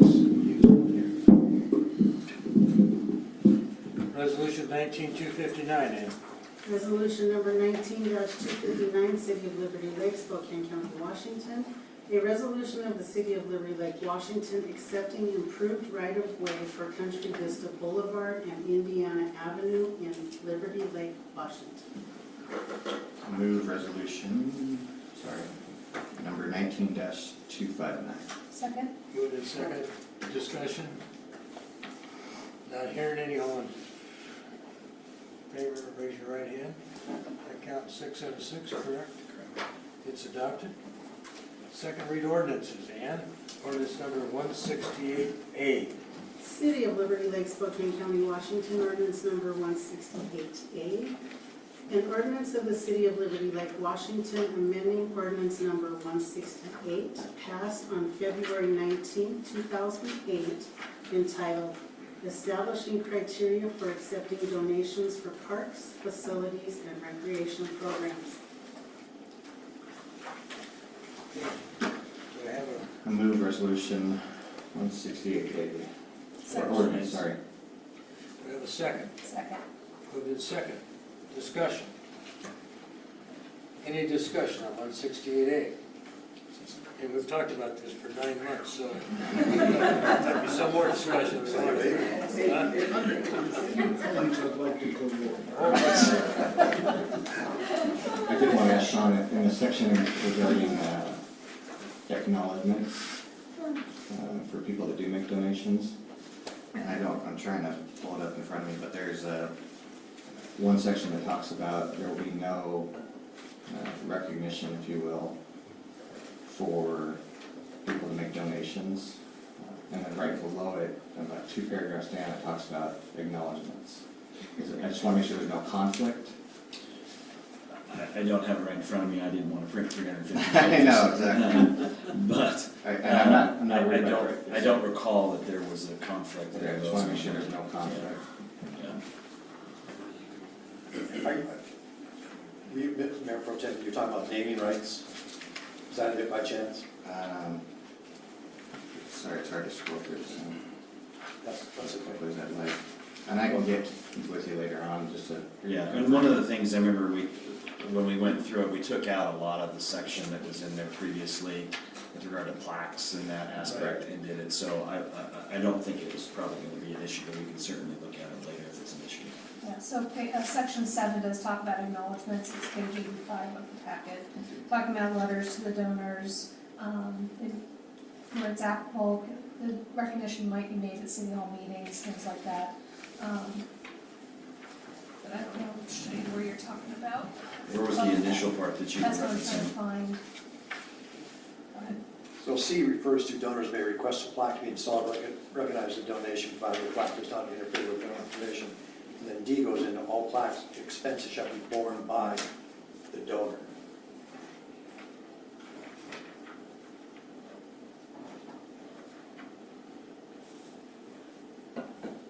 Yeah, I'll have to.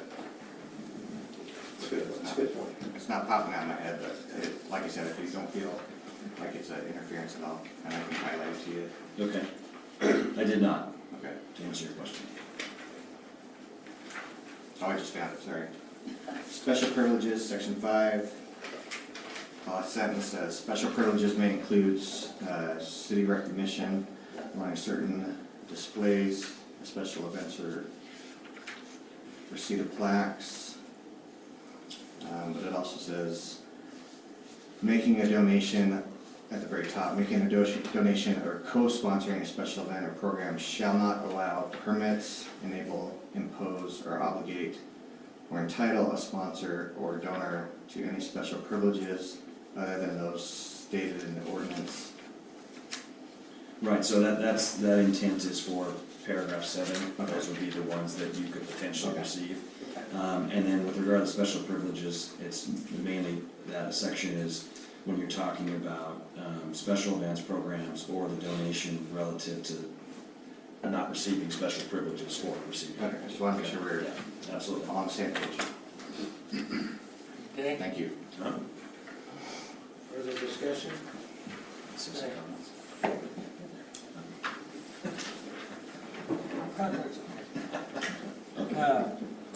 This is an ordinance, so we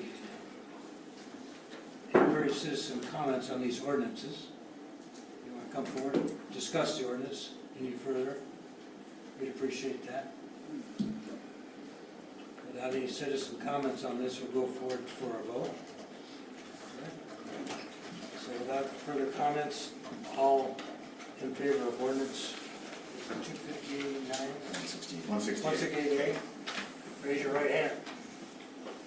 I count 6 out of 6 and it's adopted.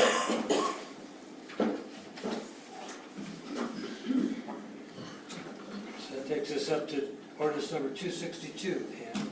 City of Liberty Lake, Spokane County, Washington, ordinance number 262.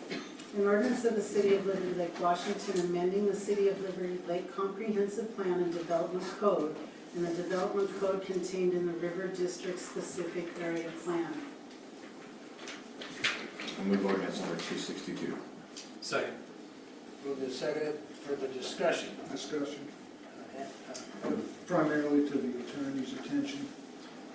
Within the body of this whole ordinance, okay, is the planned amendments, and the number one something that I need to abstain from voting on. However, it's only pertaining to amendment number 1 out of however many they got. Because of the way it's written, do I abstain simply from including amendment 1 or a statement regarding amendment 1, or do I abstain from all of them for the purpose of this vote? So the potential issue that is requiring you to abstain just relates to the amendment number 1 of the Code and Comprehensive Plan amendments. What I would suggest then is relative to maybe just that one item, that you, well, Question Well, is, we are need we, to go through the we're one by bringing this one. forward as an well, ordinance on all of the items? Lisa, how many amendments are there altogether? 10. There's a total of 10. My recommendation would be that if you wanted to remove one of them, you could strike it and remove it from the packet and pass the ordinances. I can't speak to this question, though. This No, is and I understand, I just wanna make sure that there were more than that. So then what I would do is, I think we should just take that one, vote on that one individually relative to that particular one. That way you won't have a vote. So vote relative on to one by itself and then the two one he's through referencing, which 10. is actually number 1, correct? That's Right, my and then- understanding. And then with regard to the 2 through 10, can vote on those collectively. That make sense? Yep. Okay.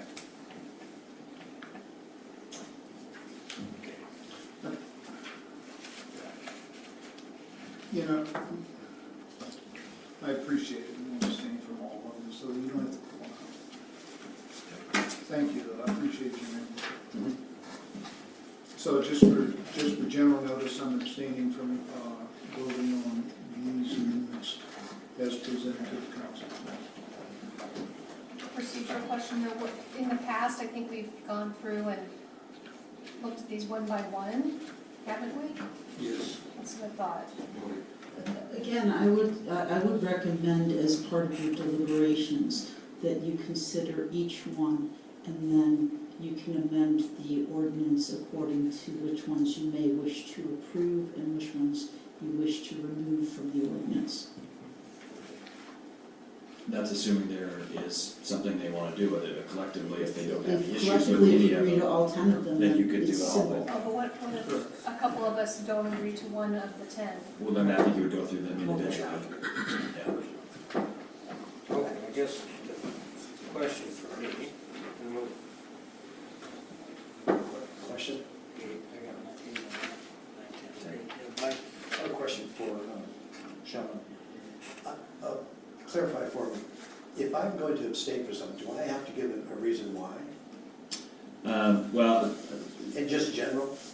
yeah, I mean, generally speaking, you would have it from the standpoint of saying, you know, if there's potential conflict that's really creating an issue as to why you're abstaining about to.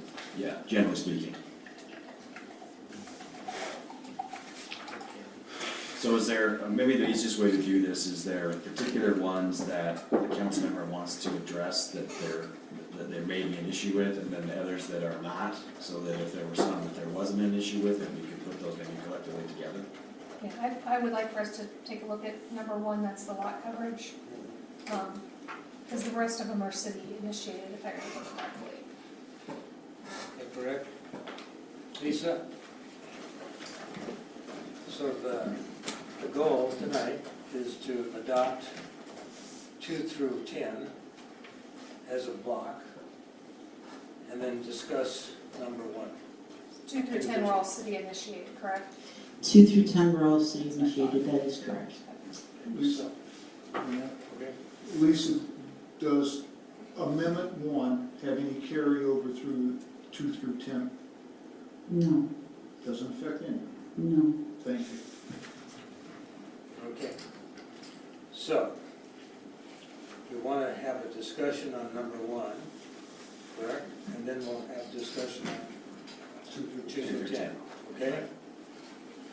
So, let's discuss the amend maximum allowable lot coverage for detached single-family homes in the R1 zone.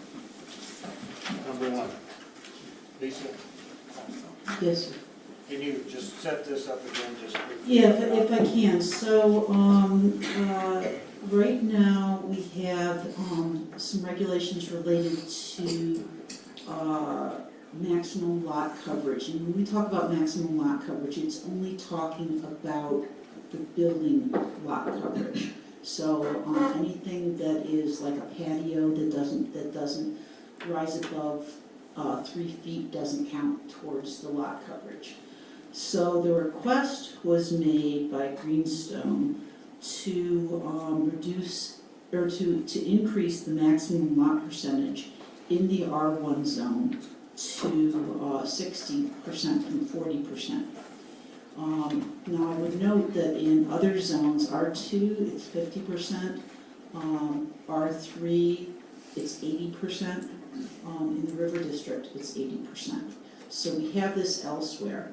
One of the things that the lot coverage really, changes in lot coverage won't necessarily change the appearance of development from the right-of-way, because you've got your side yard setbacks and your front yard setbacks, and the lots really are going to be minimum. What it affects is what happens in terms of coverage in the backyard.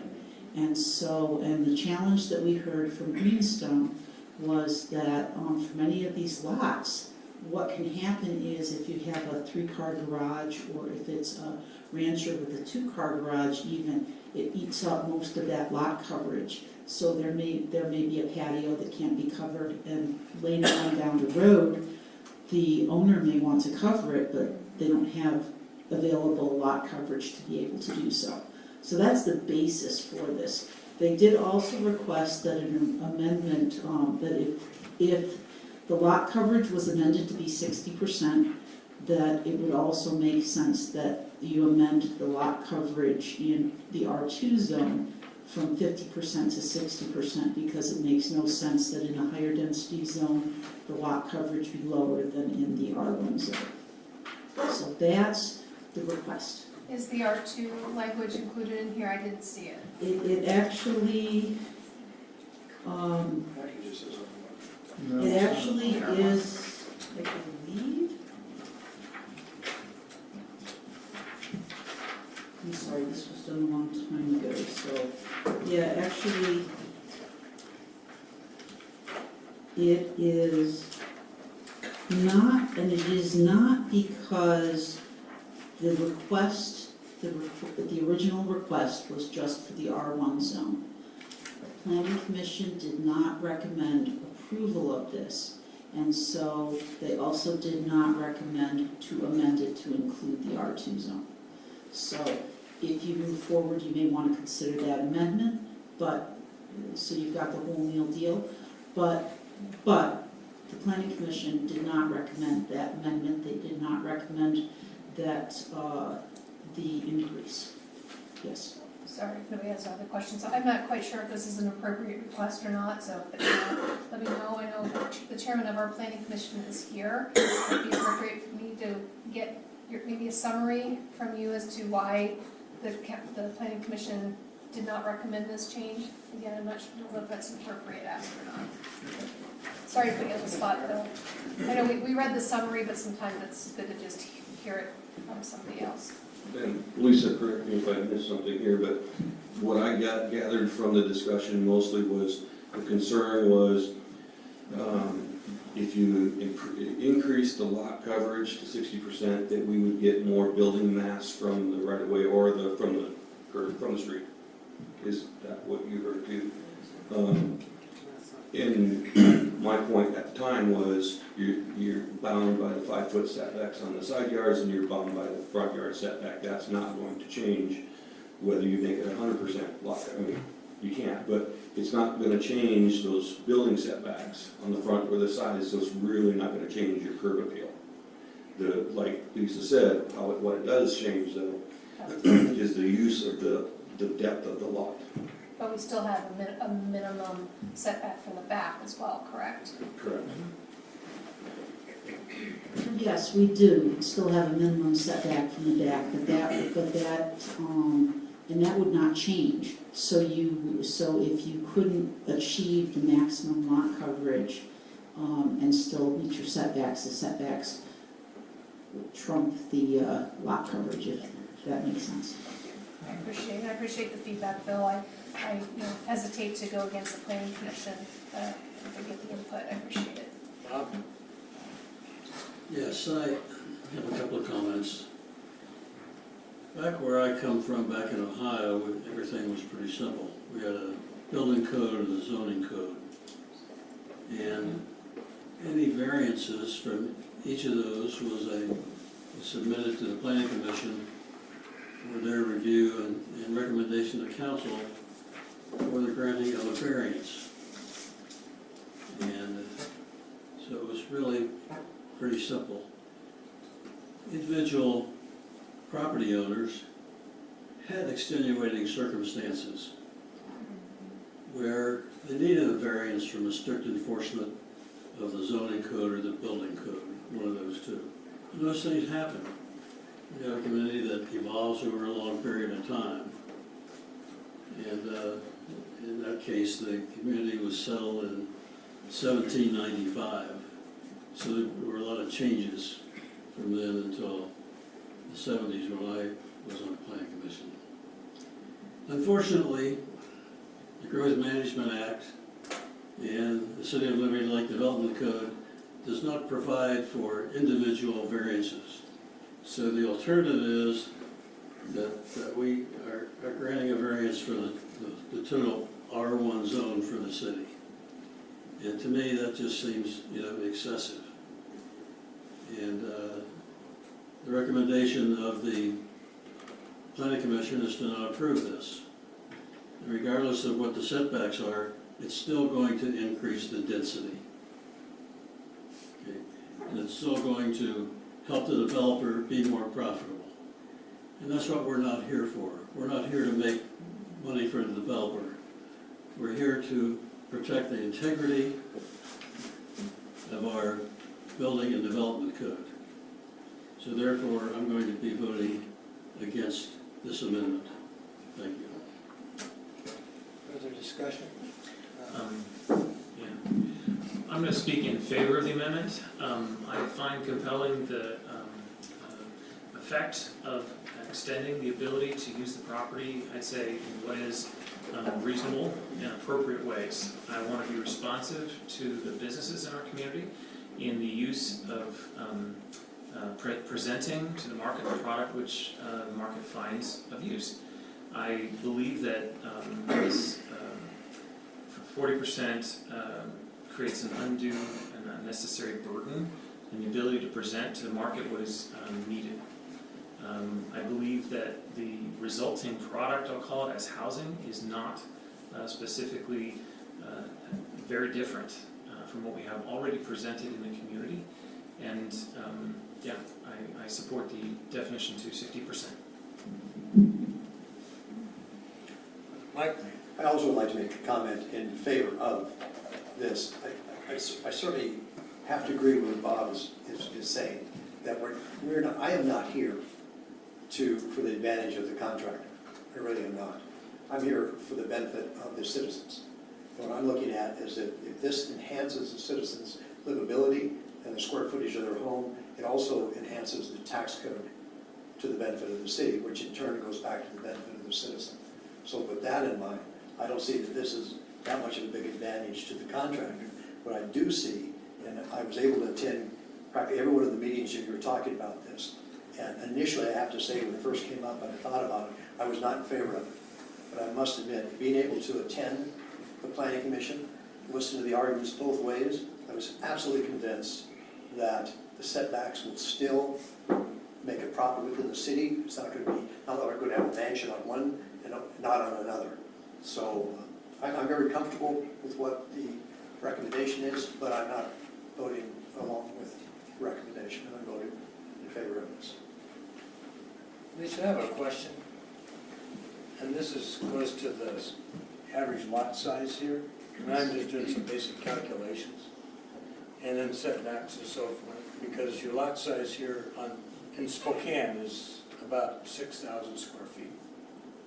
I don't know whether in Greenstone or, in Rocky Hill or whatever, it's 6,000 or 5,000 or What is it usually? I think we often see lots that are 5,000 to 5,500 square feet. So at 5,000, and then I start to take away the setbacks, which are, what'd you say, 50 in front, 5 by 5? So there's 5 and 5 in front, or 5 and 5 on the side.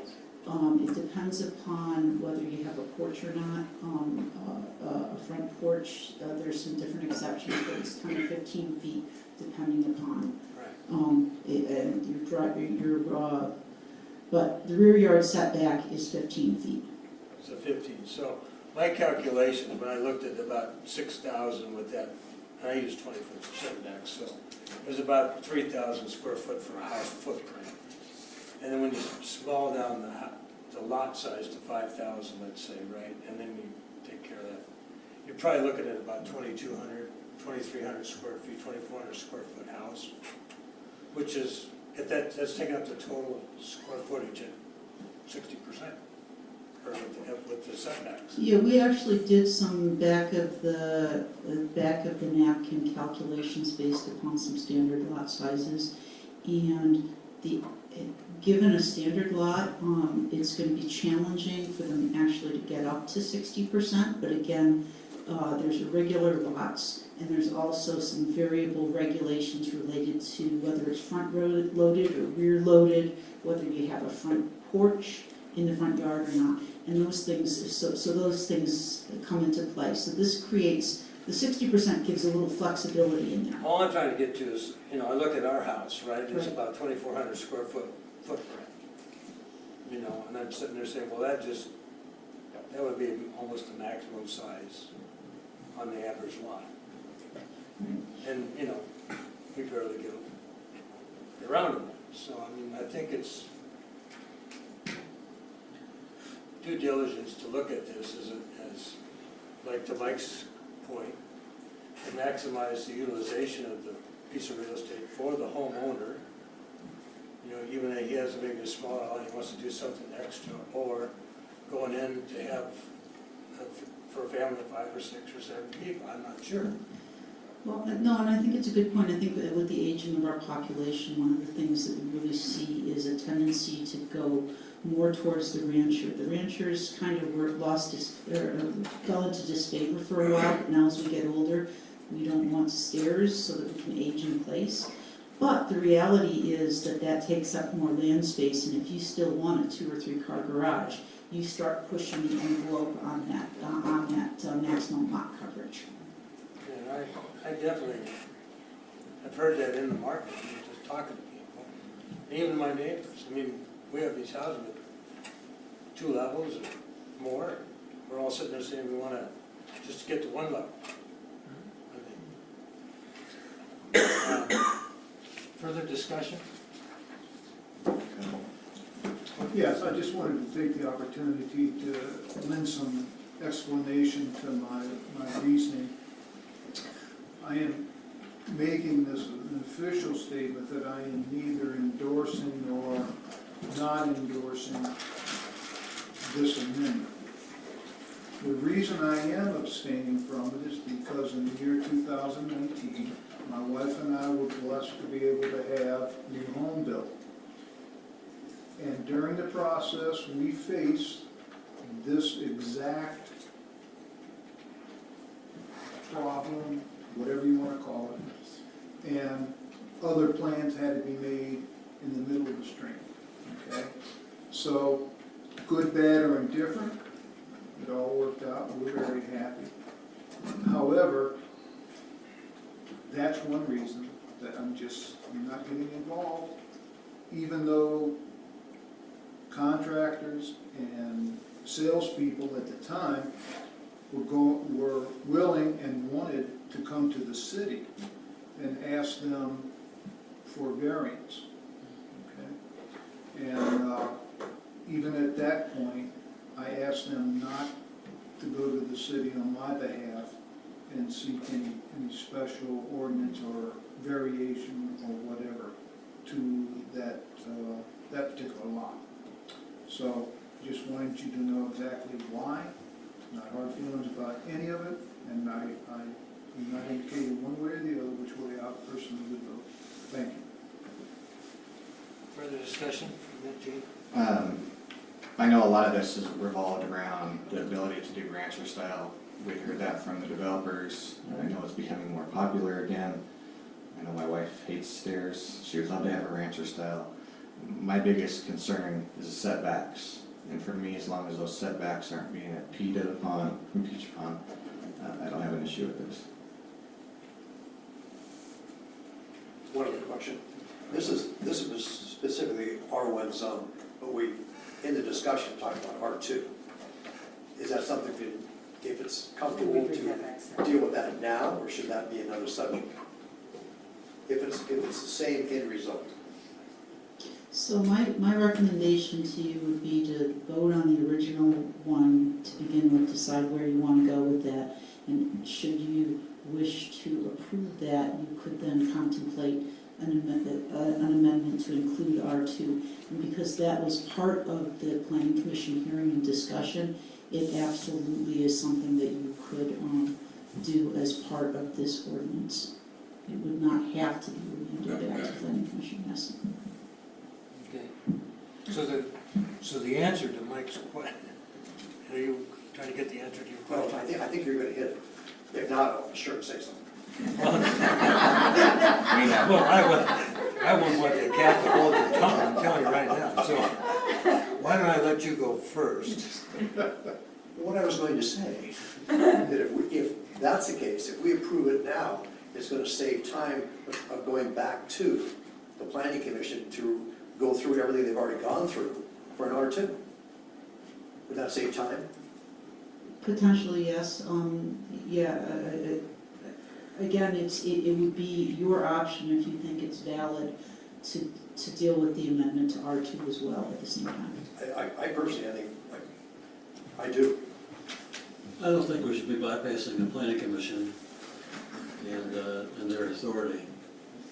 They should have the opportunity to review it specifically as an amendment. The planning commission has the opportunity to offer amendments to the development code every year.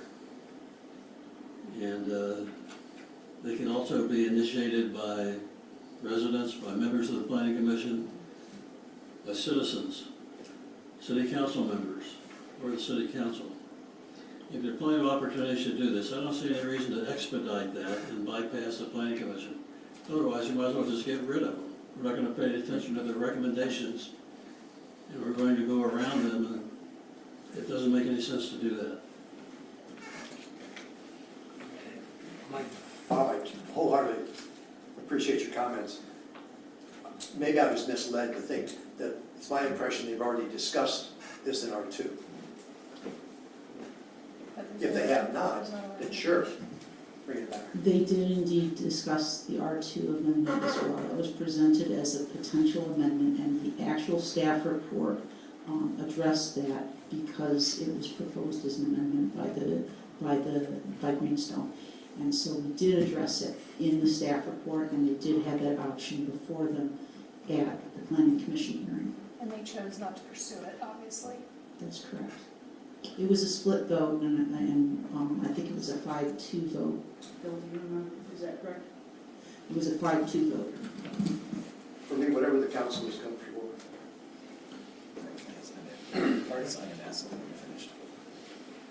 Well, I want to just wrap this up. So I think I figured out where we want to go, and if you want to. Yeah, Lisa, is there any particular time issue for passing it tonight? Well, it has to be done by the end of the year. Okay. So we could bring it back at the next council meeting, but it does have to be done by the end of the year. Okay. I think we'd much rather get one thing done and then let them come back for the next review process for R2. You could do that, absolutely. And that's not saying where I'm going, but I understand the point there.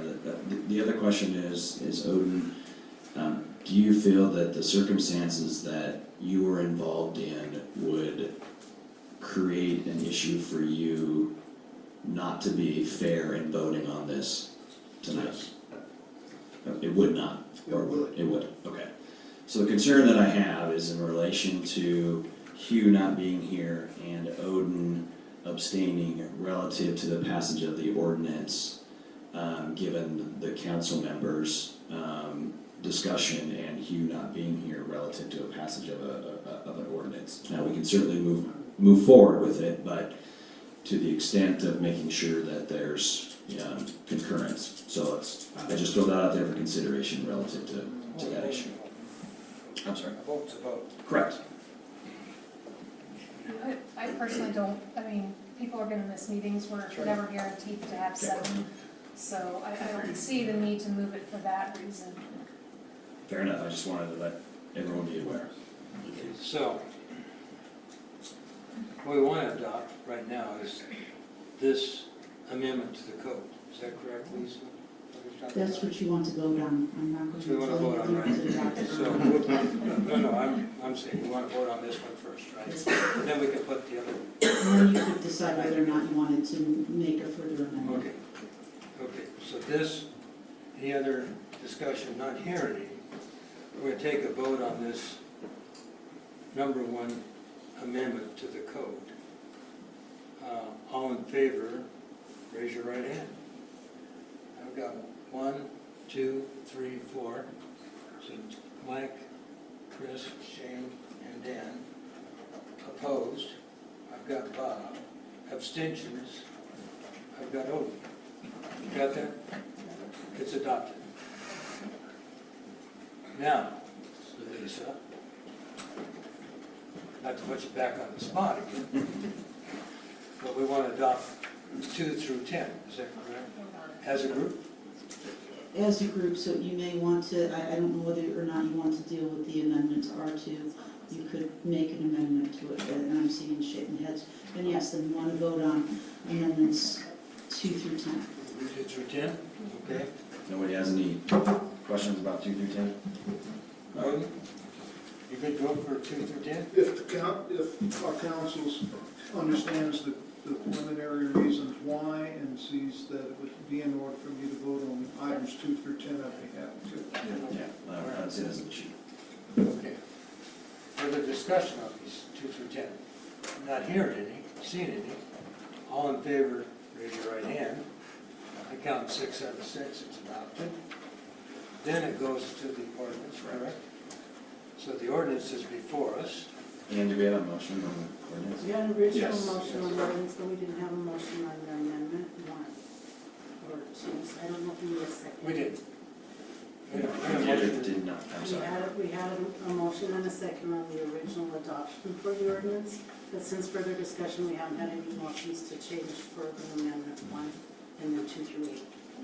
So can I move to remove amendment 1 from the ordinance, is that what we're talking about? No, I thought the vote was in favor of. We took a That's what I vote in meant. favor of Sorry. 2 through 10. We took a vote in favor of 1. So they Now will we're all on the remain. package So of. they're all- So there's no need to amend the ordinance Right. based upon the fact that they We've were already done recommended. We all recommend it, so then we just vote as is. Now we're going to So vote on the we're ordinance fine. Okay. as is. That's what I want to make sure. Thank you. You're earning your money back.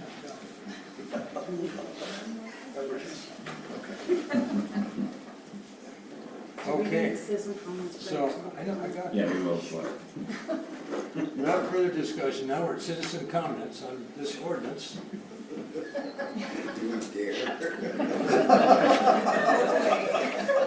Well, so, Uh-oh, yeah. Ollie, good, thank you. Thank you, come on, That's great, I love it. drag it out. I wasn't sure if I could just raise my hand earlier when you were talking about Amendment 1. I have a question. I live in a house that was built in '96. I have a corner lot, as does my neighbor behind me. We have over 7,000 square feet in our lots.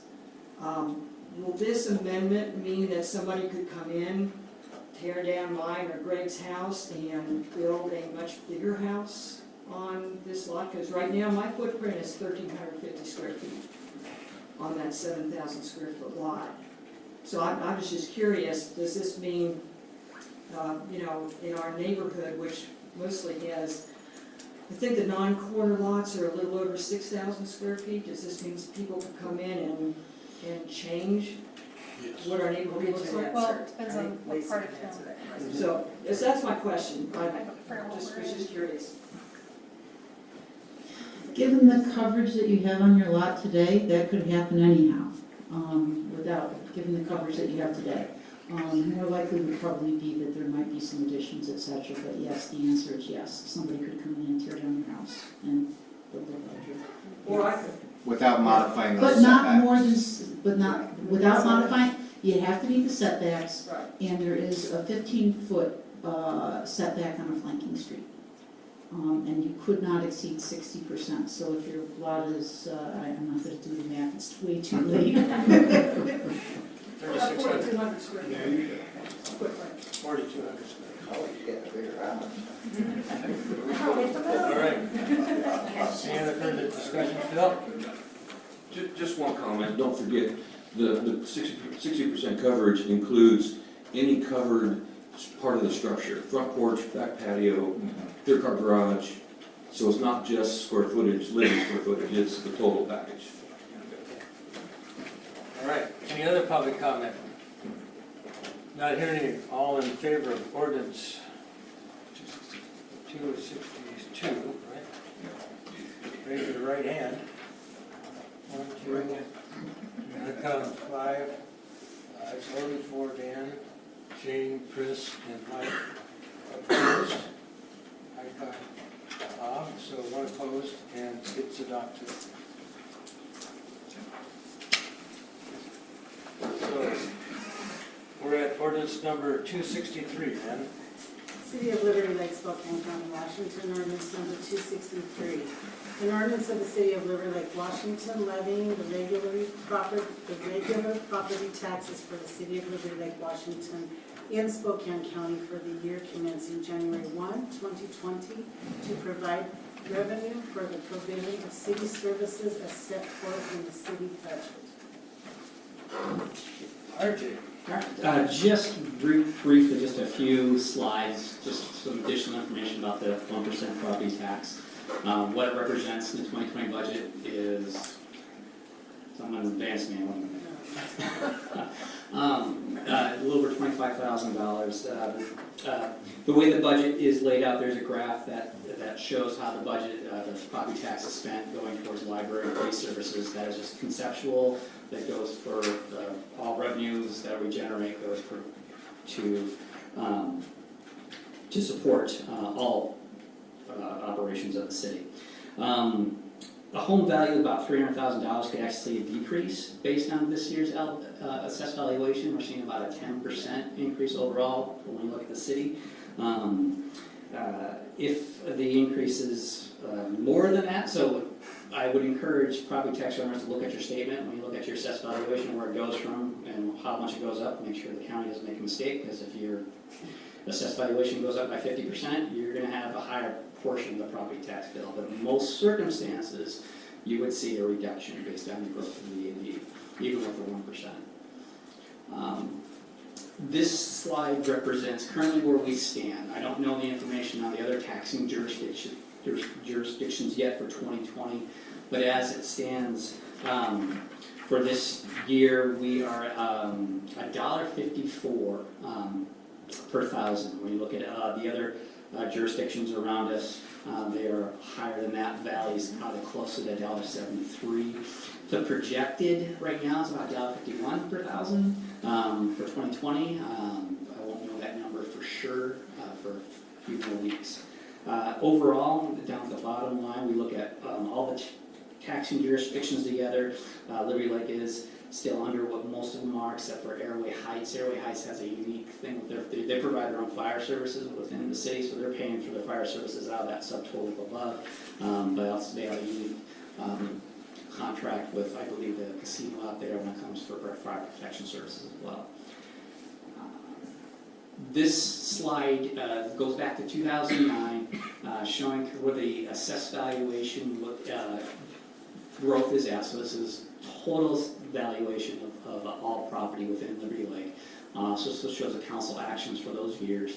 And then the final column shows the levy rates for each year. So go back to 2009, when we started having right when we started having a recession, the levy rate was $1.51, and you've seen it climb as the assessed valuation went down, and we actually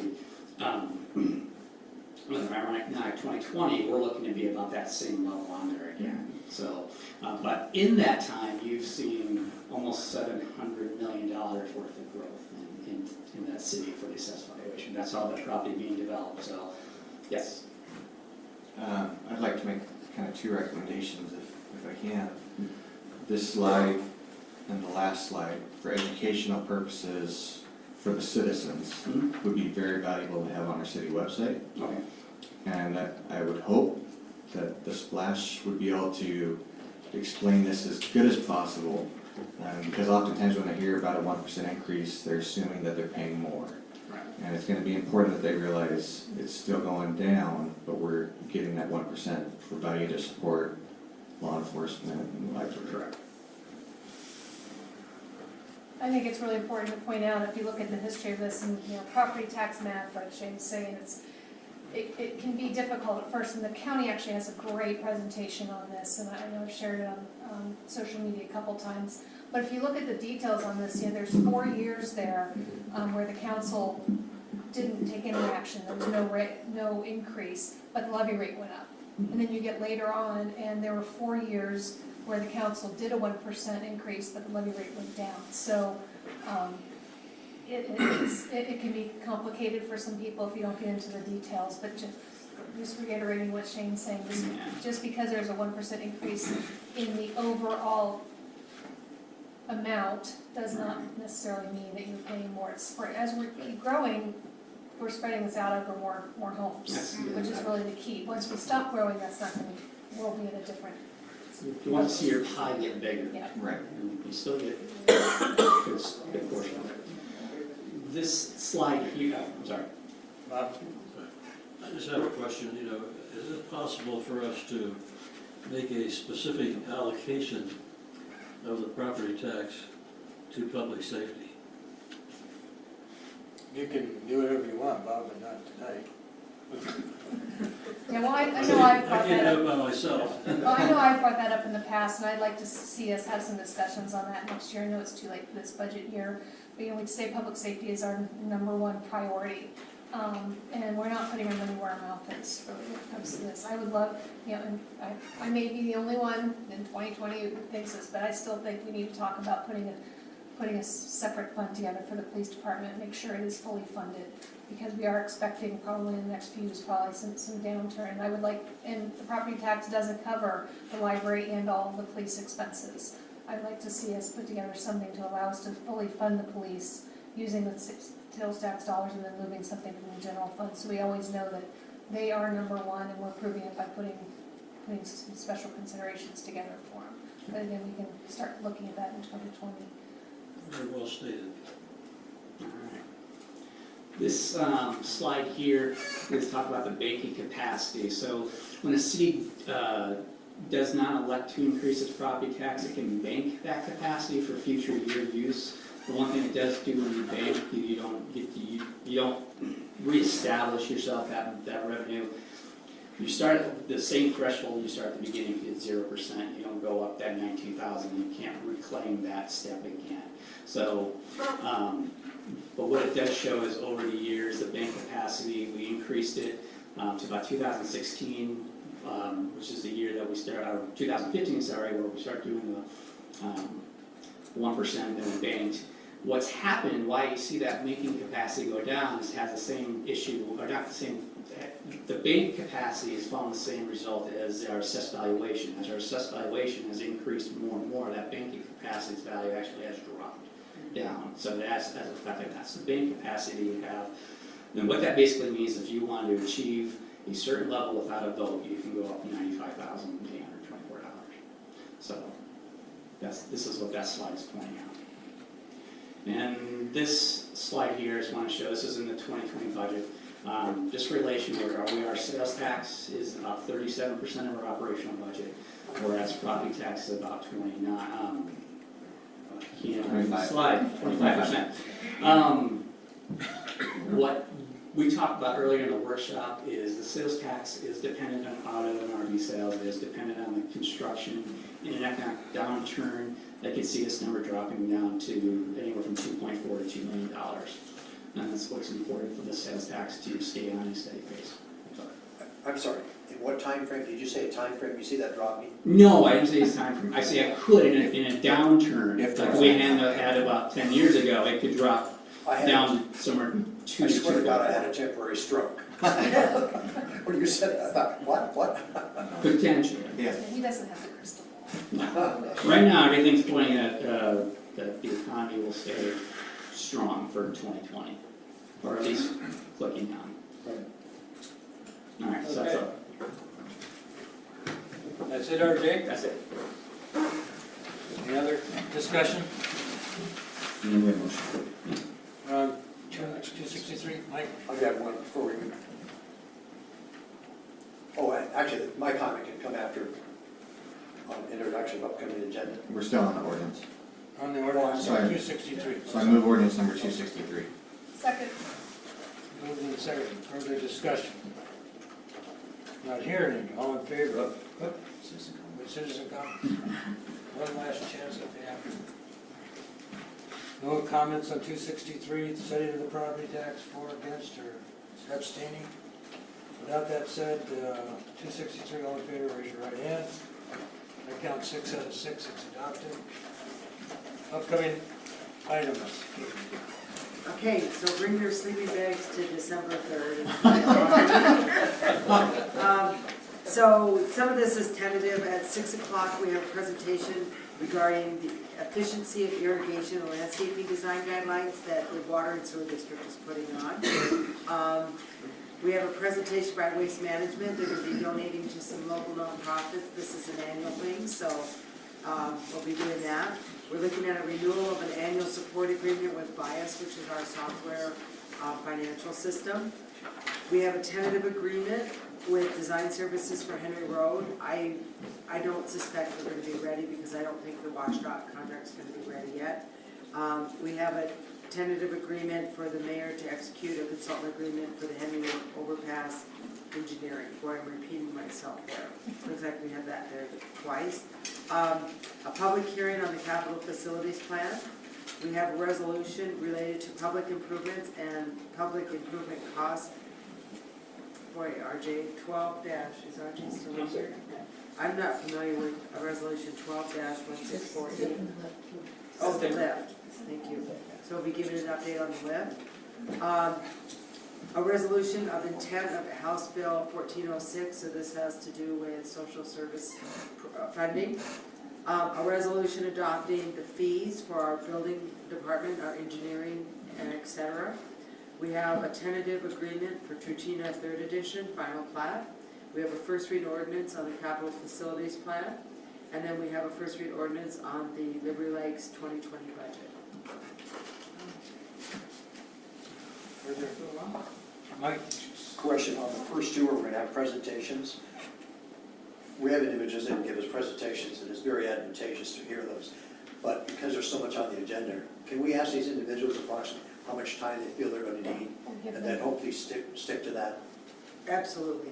Yeah, we, just so you know, when people do come with presentations, we do ask that they keep the presentation to 5 to 10 minutes and then allow 5 minutes for questions. Sometimes they run over, but in light of the evening, we will be asking for 5-minute presentations. Oh, very good. How's that? Well, Friday's presentation is at the 6 p.m. workshop, and because he's specifically asking for questions. Is it time sensitive? So, Okay. Let us do some meeting management and get back to you guys. I'll say this, the Water and Sewer District is very interested in doing efficiency irrigation things. He's asked to make this presentation to the full council, and my guess is he can't do it in 5 minutes. Right. So if that's the case, we might look at after the first of the year, just because putting it into a big agenda day might not be the smartest thing Thank you, for us to appreciate do. that. Okay. That's it? One item for January 21st. I asked RJ about this today when I saw the new Blinkies lease. It might be confusing some individuals, but would you like to touch on that? That's basically, does it jog your memory?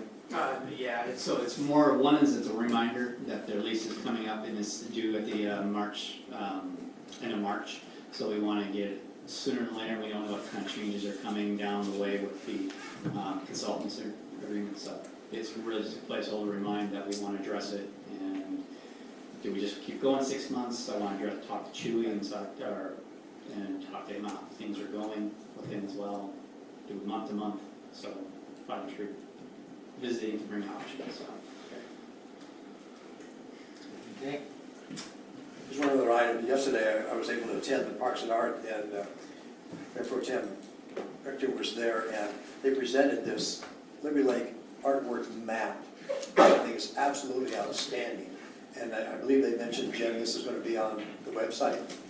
Where I think this is so great, because just since yesterday, I've been able to use this for 3 citizens. Because what's happened, I've had individuals say to me, you guys are doing a lot of art, where are they? And I go, well, there's one here, there's one there, that type of stuff. The benefit to this is not only can they see where they are, but they can actually take this and drive around to see where this art is. So this is outstanding. As we move on, I think this is going to be a great tool. We need to get that updated too. Yes, it'll be a great tool for us. Thank you. Are you done now? You got it, buddy. All right, further comments? Not hearing, citizen comments. Last shot at the apple. Mayor Pete, what's your next? One. Thank you. Just one. I'm Linda Eiler, I obviously work for the city. I just wanted to remind everybody about our Winter Glow event this Saturday. It's from 4 till 8 at Orchard Park. And it is going to be a most fabulous light display. We have had so many volunteers out there, and I just want to thank all of them for being out there to get this thing ready. This thing is really coming along well. You can drive along there during the day and see all the displays that are up already. So this is going to be really phenomenal. Bring your kids. We're having Santa and Mrs. Claus come in. We're having a special guest, and the mayor is going to be doing the lighting ceremony. So it's going to be very fun. So please come. We have treats coming also. So we hope to see all you all there. Regarding that, actually, I'm glad you brought that up. There was an idea thrown around that the chief was going to work on getting one of the kids from the Special Olympics to do kind of a mock push of a button, if you That's will, correct. to light it up, Yep. which would be really cool to have one of the kids from the Special Olympics do Yeah, that. and So, Chief is working on that. thank you, Chief. Other comments? Not hearing any, it's 8:35.